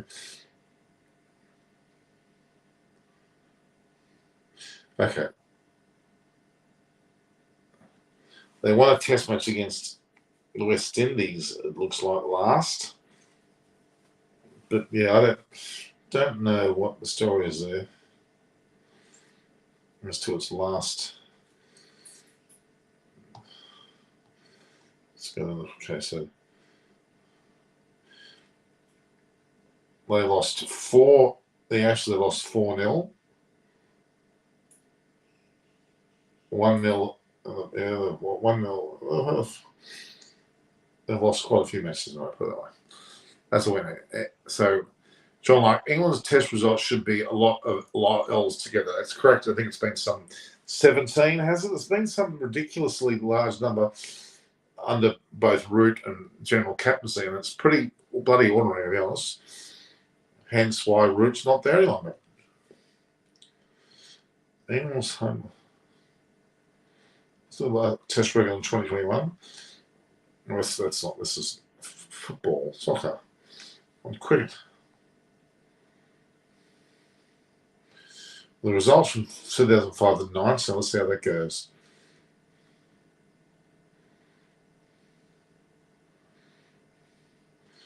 Let's see what 2009 seems a fair way off. Let's see what was it. The 2019.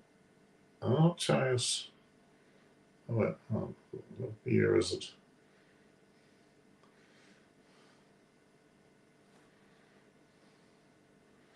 Yeah, the record's not good. It's probably been 15 or so matches since they've last won, and that can't be good for anyone. Certainly can't be good for anyone. That can't be a record that they'd be proud of. And look, it's to do with the implosion. The implosion's been basically due to the fact that they're playing the 100. They've given little to no concern about the way that their IPL, so their team have gone only for the 100, and in turn they really haven't given anyone a good shake, and hence they've got a horrible record. It's just as bad as it sounds. It's nothing short of a disaster for them, to be honest with you. People talking about Gujarat Lions as well. Lions, Titans, I should say. Yeah, it's not something to be flying through the roof about, I can tell you. They certainly have had to do a fair bit of mulling around with their team. So look at just quickly. Ashley Giles was the CEO or whatever term that he gave, gone. Chris Silverwood, the coach, gone. Chairman Selectors, I've forgotten his name. He was not really there at all. Gone. Captain Joe Root, gone. That's just about the entire structure. So you bring Paul Collingwood in as a temporary, not unlike Andrew McDonald, who's now their coach for Australia for the next 5 years.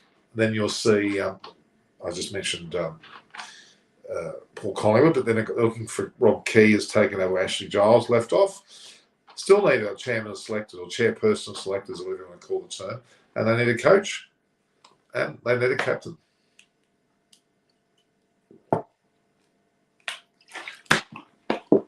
Still haven't announced the coach. Still haven't announced the captain. So England are without a captain and without a coach at the moment. Interim, maybe there, but that's just not bloody good enough. Even Australia took their sweet time announcing Andrew McDonald. They said they would announce it on or during the Pakistan series and didn't do that.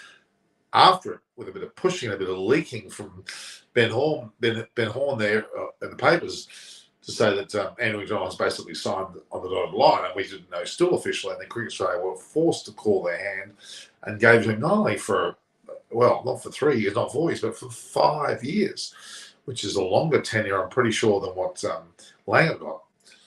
And that's a very good testament to the ability of where he's at, actually, because it's quite an effort, really.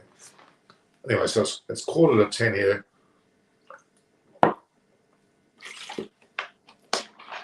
Just having some drink to keep me awake. 9:45 here, of course. We've got the IPL match between Delhi Capitals, and no announcing it. The Delhi Capitals will be playing the Punjab Kings. For sake of Delhi Capitals, you bloody will hope they get up, because they really need to do something, because they're running third last, and that is not good enough, I'm afraid. Just not good enough. Let's see if we can get a. Yeah, I've only got 27 more to reach 29,000, guys. So please, if you've got any of you guys are watching this and you haven't subscribed, hit the subscribe button on Eyes on Cricket with Norman Kochnick. Hit the notification button to hit Norm Koch there on Twitter and Instagram and the like.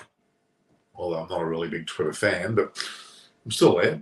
My LinkedIn's pretty big. That's 17,000. And Facebook, about 5,000. Who's my favourite player? John Lark, are you asking in the world or in a specific country? Tell me.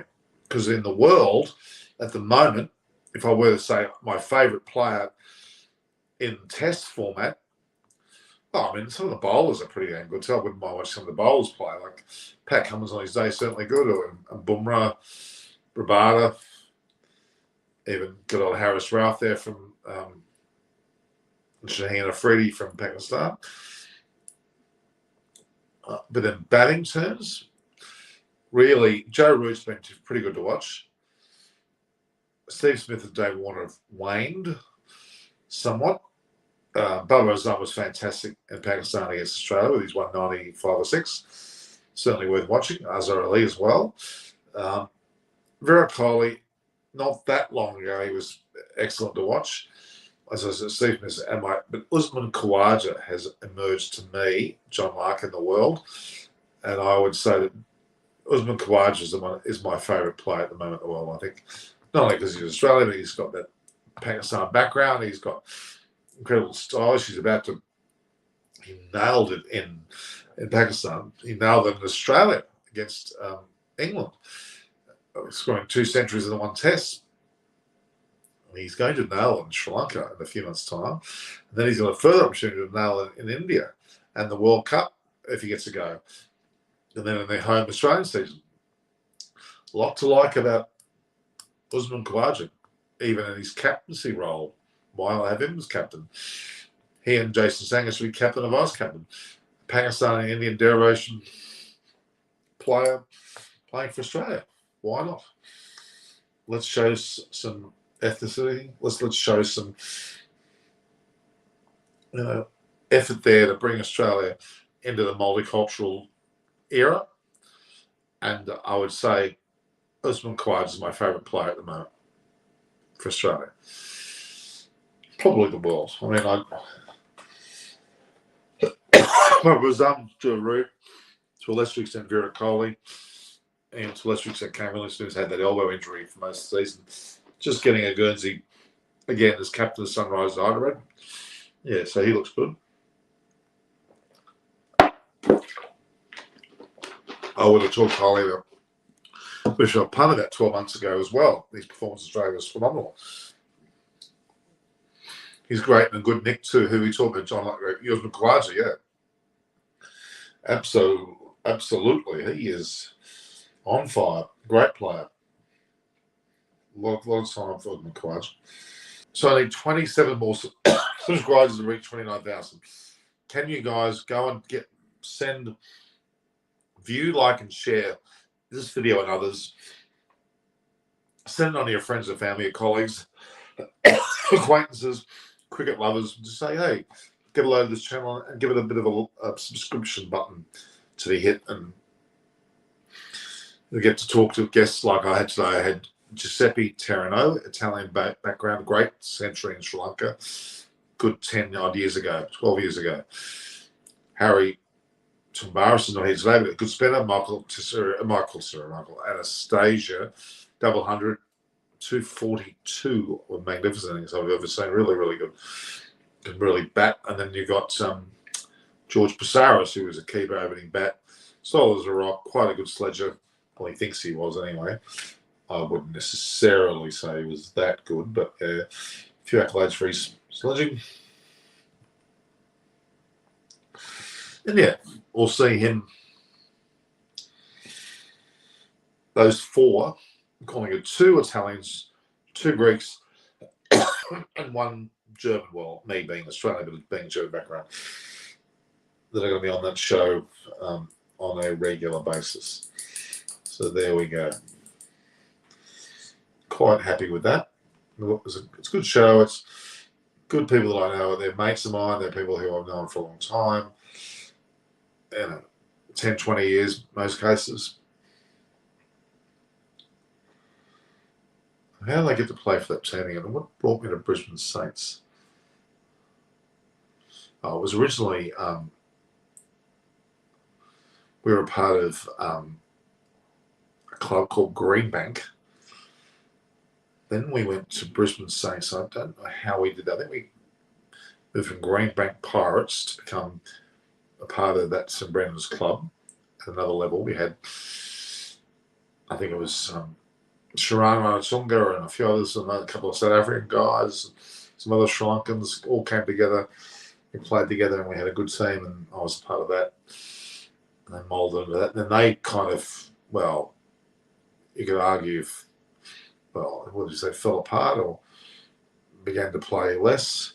And I ended up playing for this other team, which had more and more of those blokes I'm talking about. Pretty sure. Unless it was morning and afternoon, I can't remember. How did St Brendan's become, or which was Brisbane Saints, how did they moved to like Callumvale as well? I'm pretty sure we were all one, moulded into one. So height, we've got a comment from Justpreet Kaur, who's on the site, saying the site is secured. Great. Perfect. It's good to see. Thanks for this commentary about being a great show. In my 220 World Cup squad, Nathan Ellis, Josh Inglis, Ben McDermott were totally there, or here or there. Nathan Ellis, yeah, he's getting there. Josh Inglis, I would agree with. Ben McDermott, he's played sufficiently well. Yeah, I'd agree with that. Yeah, so how long have we been on? We've been on 1 hour 51 minutes. We've still got another hour or two before we hit the. I won't be on that long, of course. I'm not going to say that long, but yeah, I wouldn't mind having a bit of a banter there. The banter corner, I've called it. Could call it many things. 2 Greeks, 2 Italians, and a German talk cricket. It's episode 2. So next Wednesday will be episode 3, and it'll go on in that manner ad infinitum. So we'll see those shows develop hopefully into a regular show, and we'll get 5 of those guys on, 4 of them and me, and we'll have regular shows, and we'll get to know each other. You can ask more questions of the guys, get amongst them. It'll be pleasant. It'll be very, very pleasant indeed. It's viewership's been reasonably strong today. But see, Giuseppe, he played with. I've repeated this a few times, and I'm going to repeat more of it as well. Wish I had some like video of it. We didn't get any video. I may have it somewhere. But he batted for us at the Nondescript Cricket Club in Sri Lanka.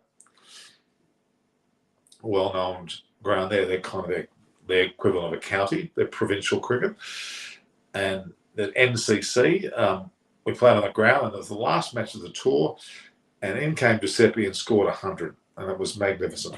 Hits the ball very hard, very swashbuckling, but exciting to watch. Waiting to see the Aussie face us in the Test series. Face England or face who, John Lark? When you say us, who's us? Sri Lanka, they're coming up next. We're playing India at the later stages this year. England will be in an Ashes series against Australia in England next year, 2023, June, July, and I'll be there for that. Is that what you're talking about, John? Because this is, well, it's been over 13 to 14 months. India, oh, okay, you're from India. That's going to be in, well, I think it's sometime around July or maybe August, September. Around that time, we'll be there against India. That would be something I'd love to go for. If my mother's well enough, I'm there. That's the only problem. That's all about whether my mother's well enough or not. Guys, it's the only thing stopping me from going. South Theory still rating. Jeff Thompson shows still rating.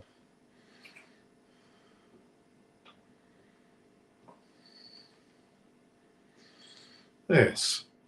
That certainly is. So John Lark, with a name like John Lark, it's hardly English. Sorry, it's hardly Indian, I should say. John Lark, L-A-R-K. If you're lurking or a larrikin or Lark, is it meaning behind the word Lark?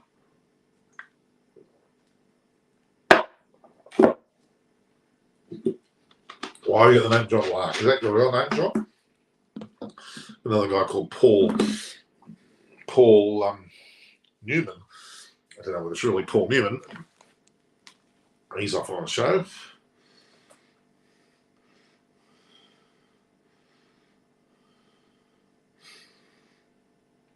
So it was a good show. It was a very good show today. Very impressive indeed. I mean, we had some pretty. It isn't my real name. Oh, as if I didn't know that, John. I thought, what did you just say your real name? Unless you hi. Don't want to.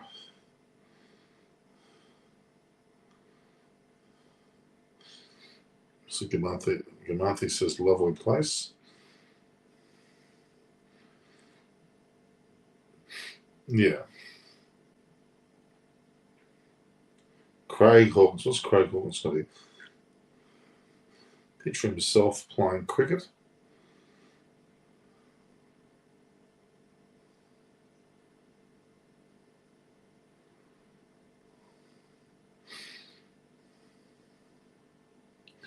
I love when people reminisce about their own cricket playing ability.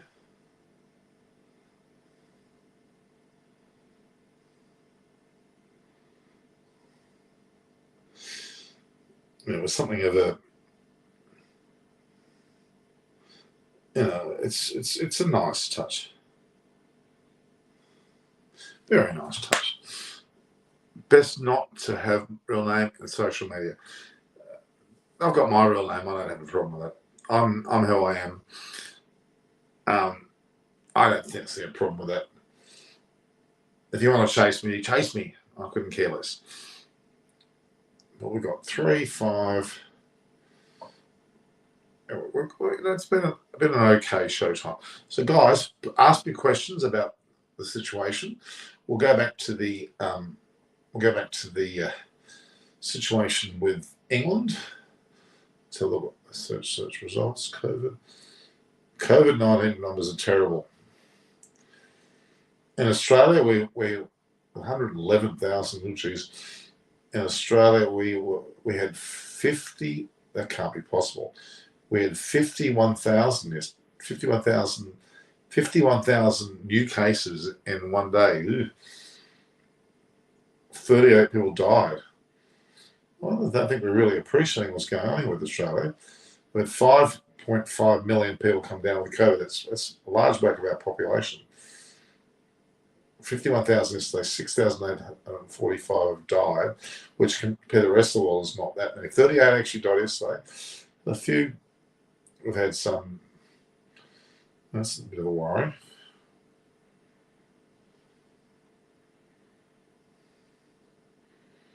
There's Sri Lanka. Close to 9. Yes, Australia certainly jumped there, isn't it? Buckle Data, how are you? Thoughts on COVID spreading in the DC camps? Well, stupidity. A little bit more as though if they're meant to be in some sort of bubble, they should stay in a bubble. Rich Marsh was bad enough to be hospitalised. He had a fairly severe dose of it, which is a worry. But then I'm going to ask the question: is he vaccinated? Is he inoculated, or has he got the booster shots going?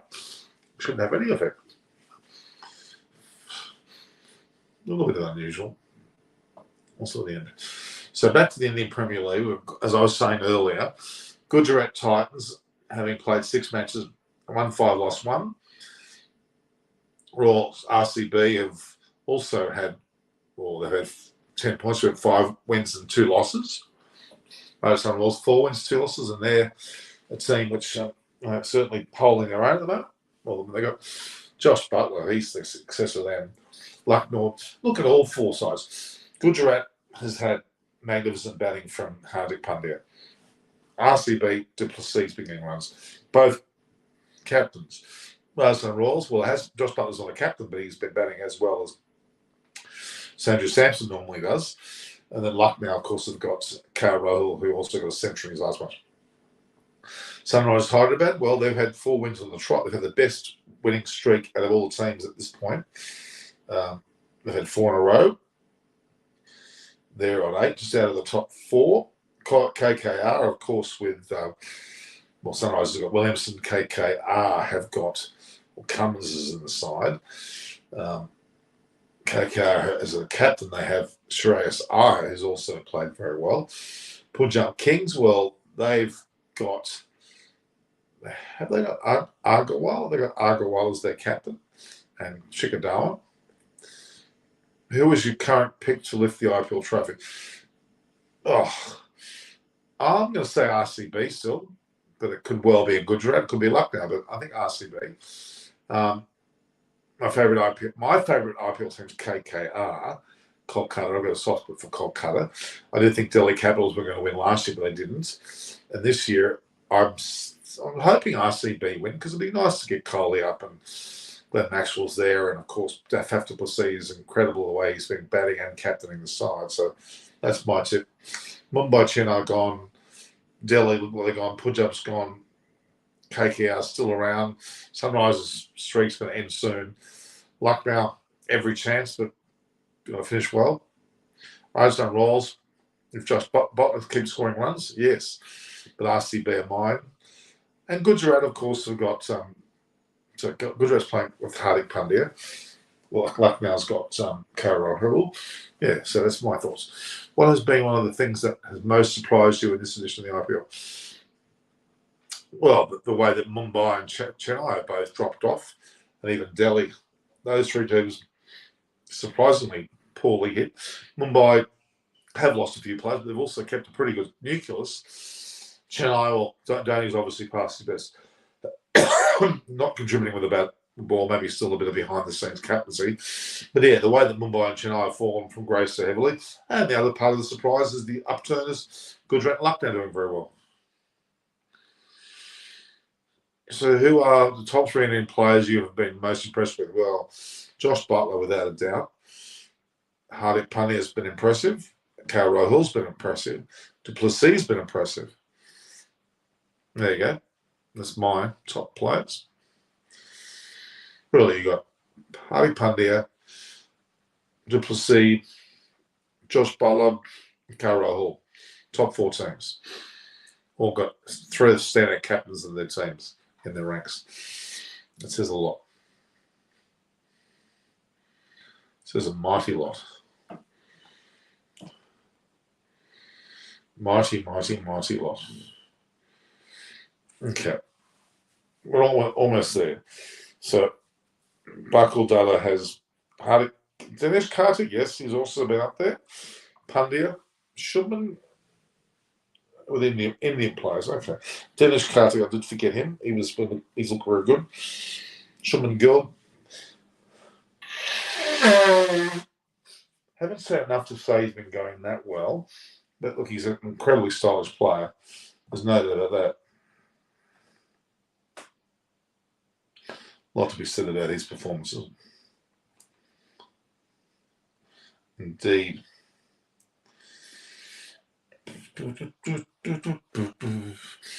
Will Smith be in the T20 World Cup team? Will Steve Smith be in the T20 World Cup team? At this point, I'd still say yes, but he would have needed some IPL form to show that off, but he hasn't been playing. The Australian team's going to be, well, Travis Head seems to have bounced his way back in. I don't particularly like that. But yeah, you got Ben McDermott still fighting. Mitchell Marsh, if he's fit. Ralph Jameson, I tend to agree that I prefer Smith on the bow. I think didn't make the IPL, did he? He didn't make the IPL at all. So he certainly can't stand there and say he's in good form. The IPL won't pick him up. Nobody will. Let's be honest.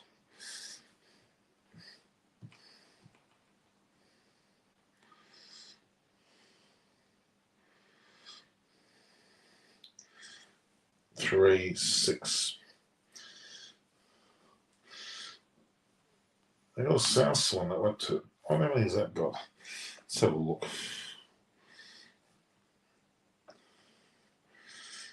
This is shown to have 11,700 people have viewed this. Almost 11,900. It's sort of a South Rabbitohs fans at the IPL. There we go. It was last year. Who do you think should be England's captain, head coach, batting and bowling coach? England captain. Everybody's still saying Ben Stokes. If it's not Ben Stokes, who's it going to be? There's no other batsman who's been there. I mean, Darwin Milan, I would bring in. Will Cummins take over the reins after Finch for the short format? No, I think it won't be Cummins. He's going to stay with Test cricket. So England have got Rob Key as the managing director now. Their coach is currently Paul Collingwood. And looking at the Andrew McDonald's comparison, they may well leave Paul Collingwood right where he's at.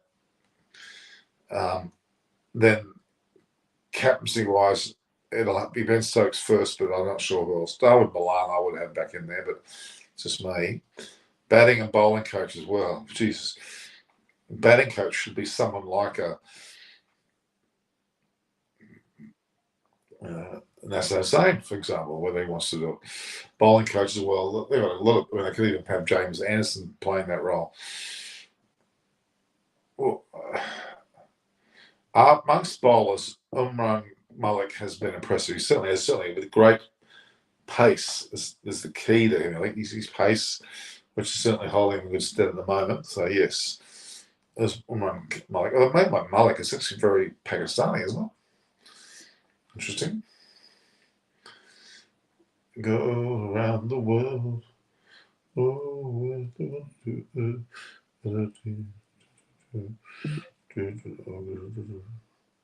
Good book. So if you go to ICC leading edge, let's see what the ICC leading edge is saying. They've just posted something on their. Let's have a look. Let's have a look at the BB. That's not it. Umrat Malik is straight up fire. I think not unlike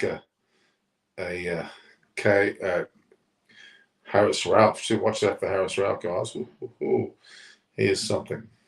Breaking. Delhi versus Punjab match to go ahead as planned. So there we are. The news is that the Punjab game, Punjab Kings versus the Delhi Capitals, will go ahead as planned, but it will be at Brabourne, not at the venue that I think Pune was meant to be. So it's at Brabourne. So there you go. That's the latest on that, which is good news. It's going ahead, which there was some doubt about. There was no doubt. There was some doubt about that. 3, 5. Okay, so there we are. So what was I looking up, guys? I was looking up something before I was really interrupted. What was I looking up? We've got a long way to go before they can return to where they've been of late. They've all the way having now Joe Root just there as a batter. I'd like to see Darwin Milan go back to first chop. Keep Zach Crawley in there. That Lee's looked okay. Depleted squad for Delhi now in this match. Well, who's Barkle Dada? Who's in and who's out of the Delhi squad? Let's have a look. We're getting that told to us. It doesn't say squads. There's no mention about what's happening there about the team squads. Bring back Butler. How can we bring him back? He's not playing for Punjab Kings or Delhi Capitals. He's playing for Rajasthan Royals. He certainly is back. Back big time. Big time. It looked very, very solid indeed. In fact, he was in some of his best career form, actually. Really, I don't think there's many issues there around Butler. Butler's right back into the fray. All right, guys, we might end it there. We've had a good little hit out. We've got another few minutes. Unless you want to ask me some more questions, ask more questions and you'll get answers, or you'll get conversation about your answers. A bit more time to think of some questions. Think of some questions and ask them. Cool. Oh, the old posts there. Brahmajanda's going nuts about. He's going nuts about Tendulkar still. But the most impressive thing in the IPL is its 15th year, 1-5. Started in 2008, so 8, 9, 10, 11, 12, 13, 14, 15, 16, 17. That's 10 years. 18, 19, 20, 21, 22. It's 15 years, 15 seasons. Why do I like KKR? John Lark's asking. Well, I had a lot of good friends that live in Kolkata. That's one reason. I enjoyed the city of Kolkata. And at the time, they had Brendan McCullum. I think he played in the early days. He was a champion. Great player. He helped Kolkata win one year. I like the way they played at the time. They were very swashbuckling, very much the leading edge. So it certainly is a monumental task if they win again, but they they're a bit on the sexy side now. I reckon they're a sexy team. Not that I'm impressed with them sexually. I'm just saying that I like Kolkata Knight Riders, like the Knight Rider movies or TV series. That was a bit more my go. Certainly.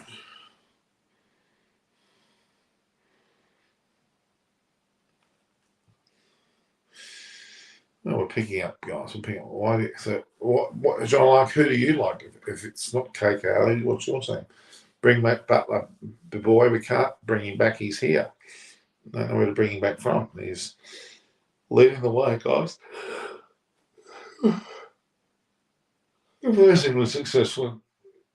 It really is an incredible. A lot to be said.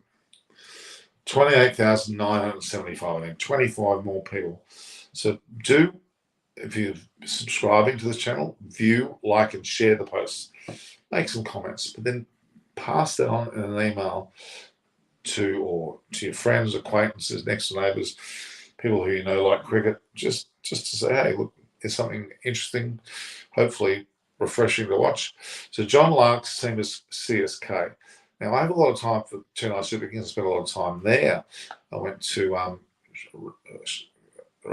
Shiva Crispin's place. He had a squad there, and went and visited quite a few shootouts, his place, and then we went to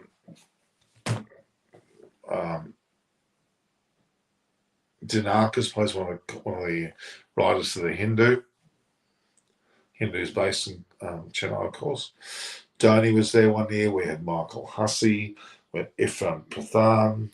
That was in 2000 and I think 16.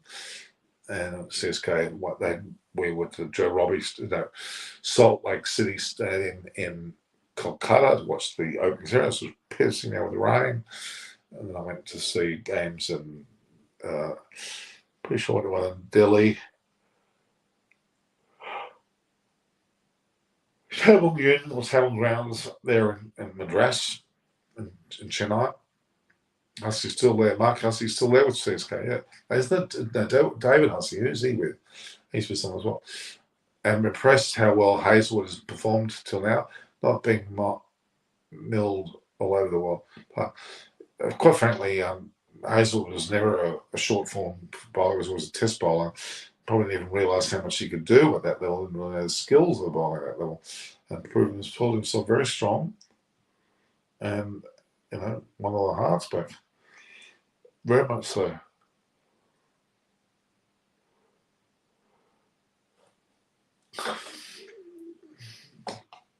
Hussey's still there, yep. Okay, Buckle, Josh H learnt well with CSK last season. He certainly did. He's now with RCB, with I think Berendorf as well. And they've got obviously Maxwell, they've got Coley, they've got Faf du Plessis, Dinesh Karthik. Incredible side. David Hussey is with KKR now, but he was with CSK on stage when I can vividly coming into play. Very vividly. It's quite an impressive time. David Hussey, obviously, brother. David Hussey with KKR. Is he okay? Well, he's often there. He had a pretty distinguished career, both certainly at state level Victoria and also in part for Australia. But his brother Mike, he would argue that's good. Mike Hussey was from WA. I think David Hussey was too. But they went based on Victoria, which was interesting enough. Oh, guys, it's gone 2 hours, 14 minutes. We had over earlier. We had Harry Tsoumbaras and Michael Anastasia coming next week. We had George Passaris, who's one of my favourites. He's been involved with me for quite a while and many other things. So, all right. We might end it there, guys. So we've got who have been my top death bowling to death. Who was the guy that didn't get a run taken off him? Usman Malik certainly is up there. The Trent Bolts and even the Southies are incredible at the death. Natarajan, when he's given a chance, is another one I would say as well. Will Cummins be all formats captain of Australia? No. Pi 3.14. I don't think he will be. I think you'll see Aaron Finch be there for a while now, probably another year or two. Even though his form might not be great, he'll be there. You can be sure of that.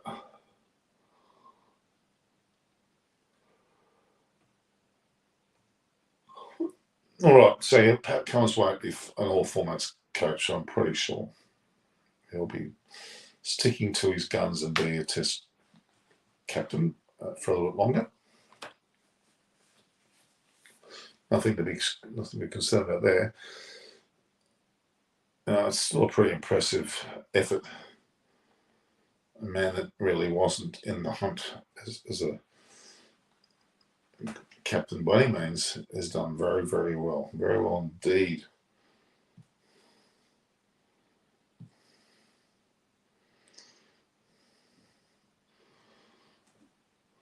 Very disappointing. All right. If that happens, it stops. Well, I'll stop watching cricket. What happens? Pat Cummins captaining of all formats. Well, what happens? Entertainment chance and team playing the national team, fat chance is gone. Certainly never to be captain again.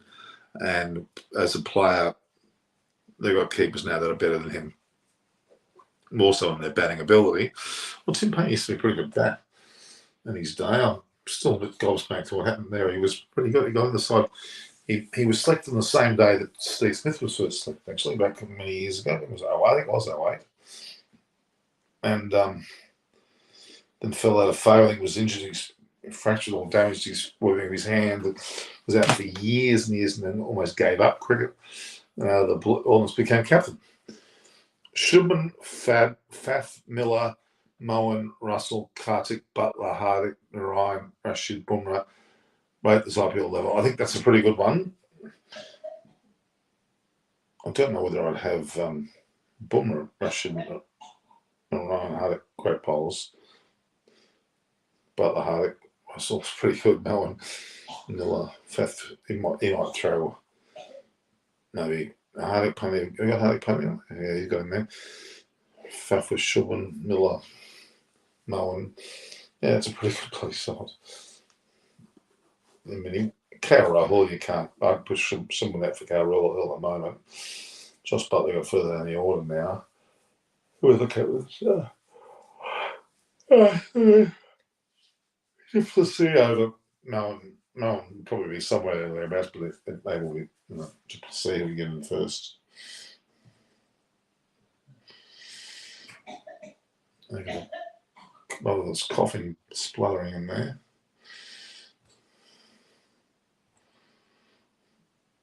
It's now 10:20. There's I don't know if there's any word about the whole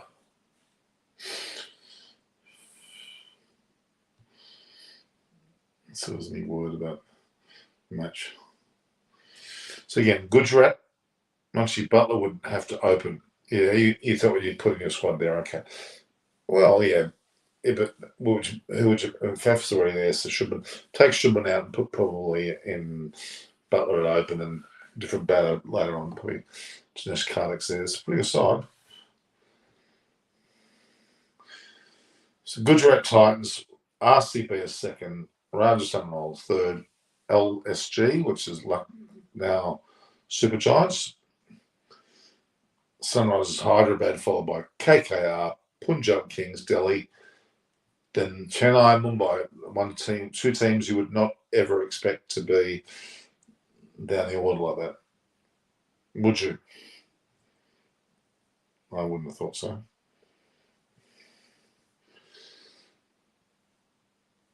So please, if you're there, pass on to your friends, get them to subscribe. We are now on 28,975, we're only 25 off 29,000. And a further 1,000, we've hit 30,000, and I'm pretty happy with that.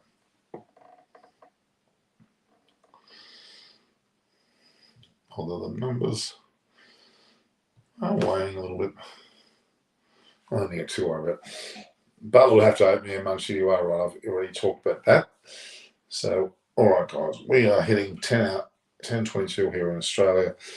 2 hours and 20 minutes on the clock. We've been able to have a good discussion with Giuseppe Terranova, Italian name like that. George Passaris, Greek name like that. And you got Harry Tsoumbaras, another Greek, and Michael Anastasia, just a little fivesome. That's a term. I'm assuming there is a total is a fivesome. All right, so it's now 20. I might call off quits, guys. Again, don't be afraid to look us up. We'll talk more tomorrow or the next few days. Ralph Jensen says 14:22 here. In time-wise, so you're talking about you must be in Pakistan. Is that right? Whereabouts are you, Ralph Jensen? Or are you in Sri Lanka? Where are you, Ralph Jensen? Tell me where you are before I leave.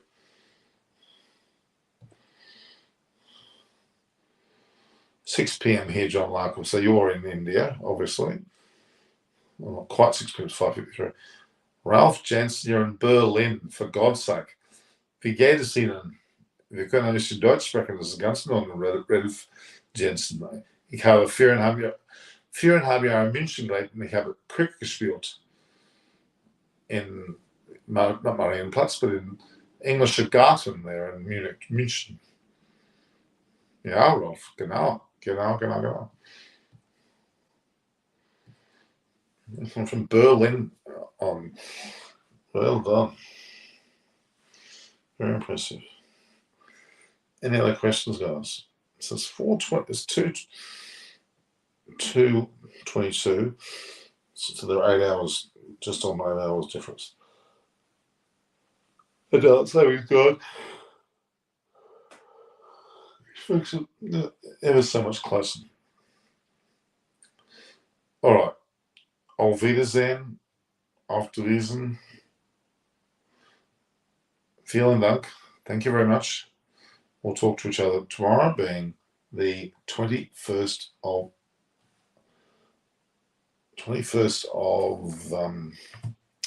what's the month now?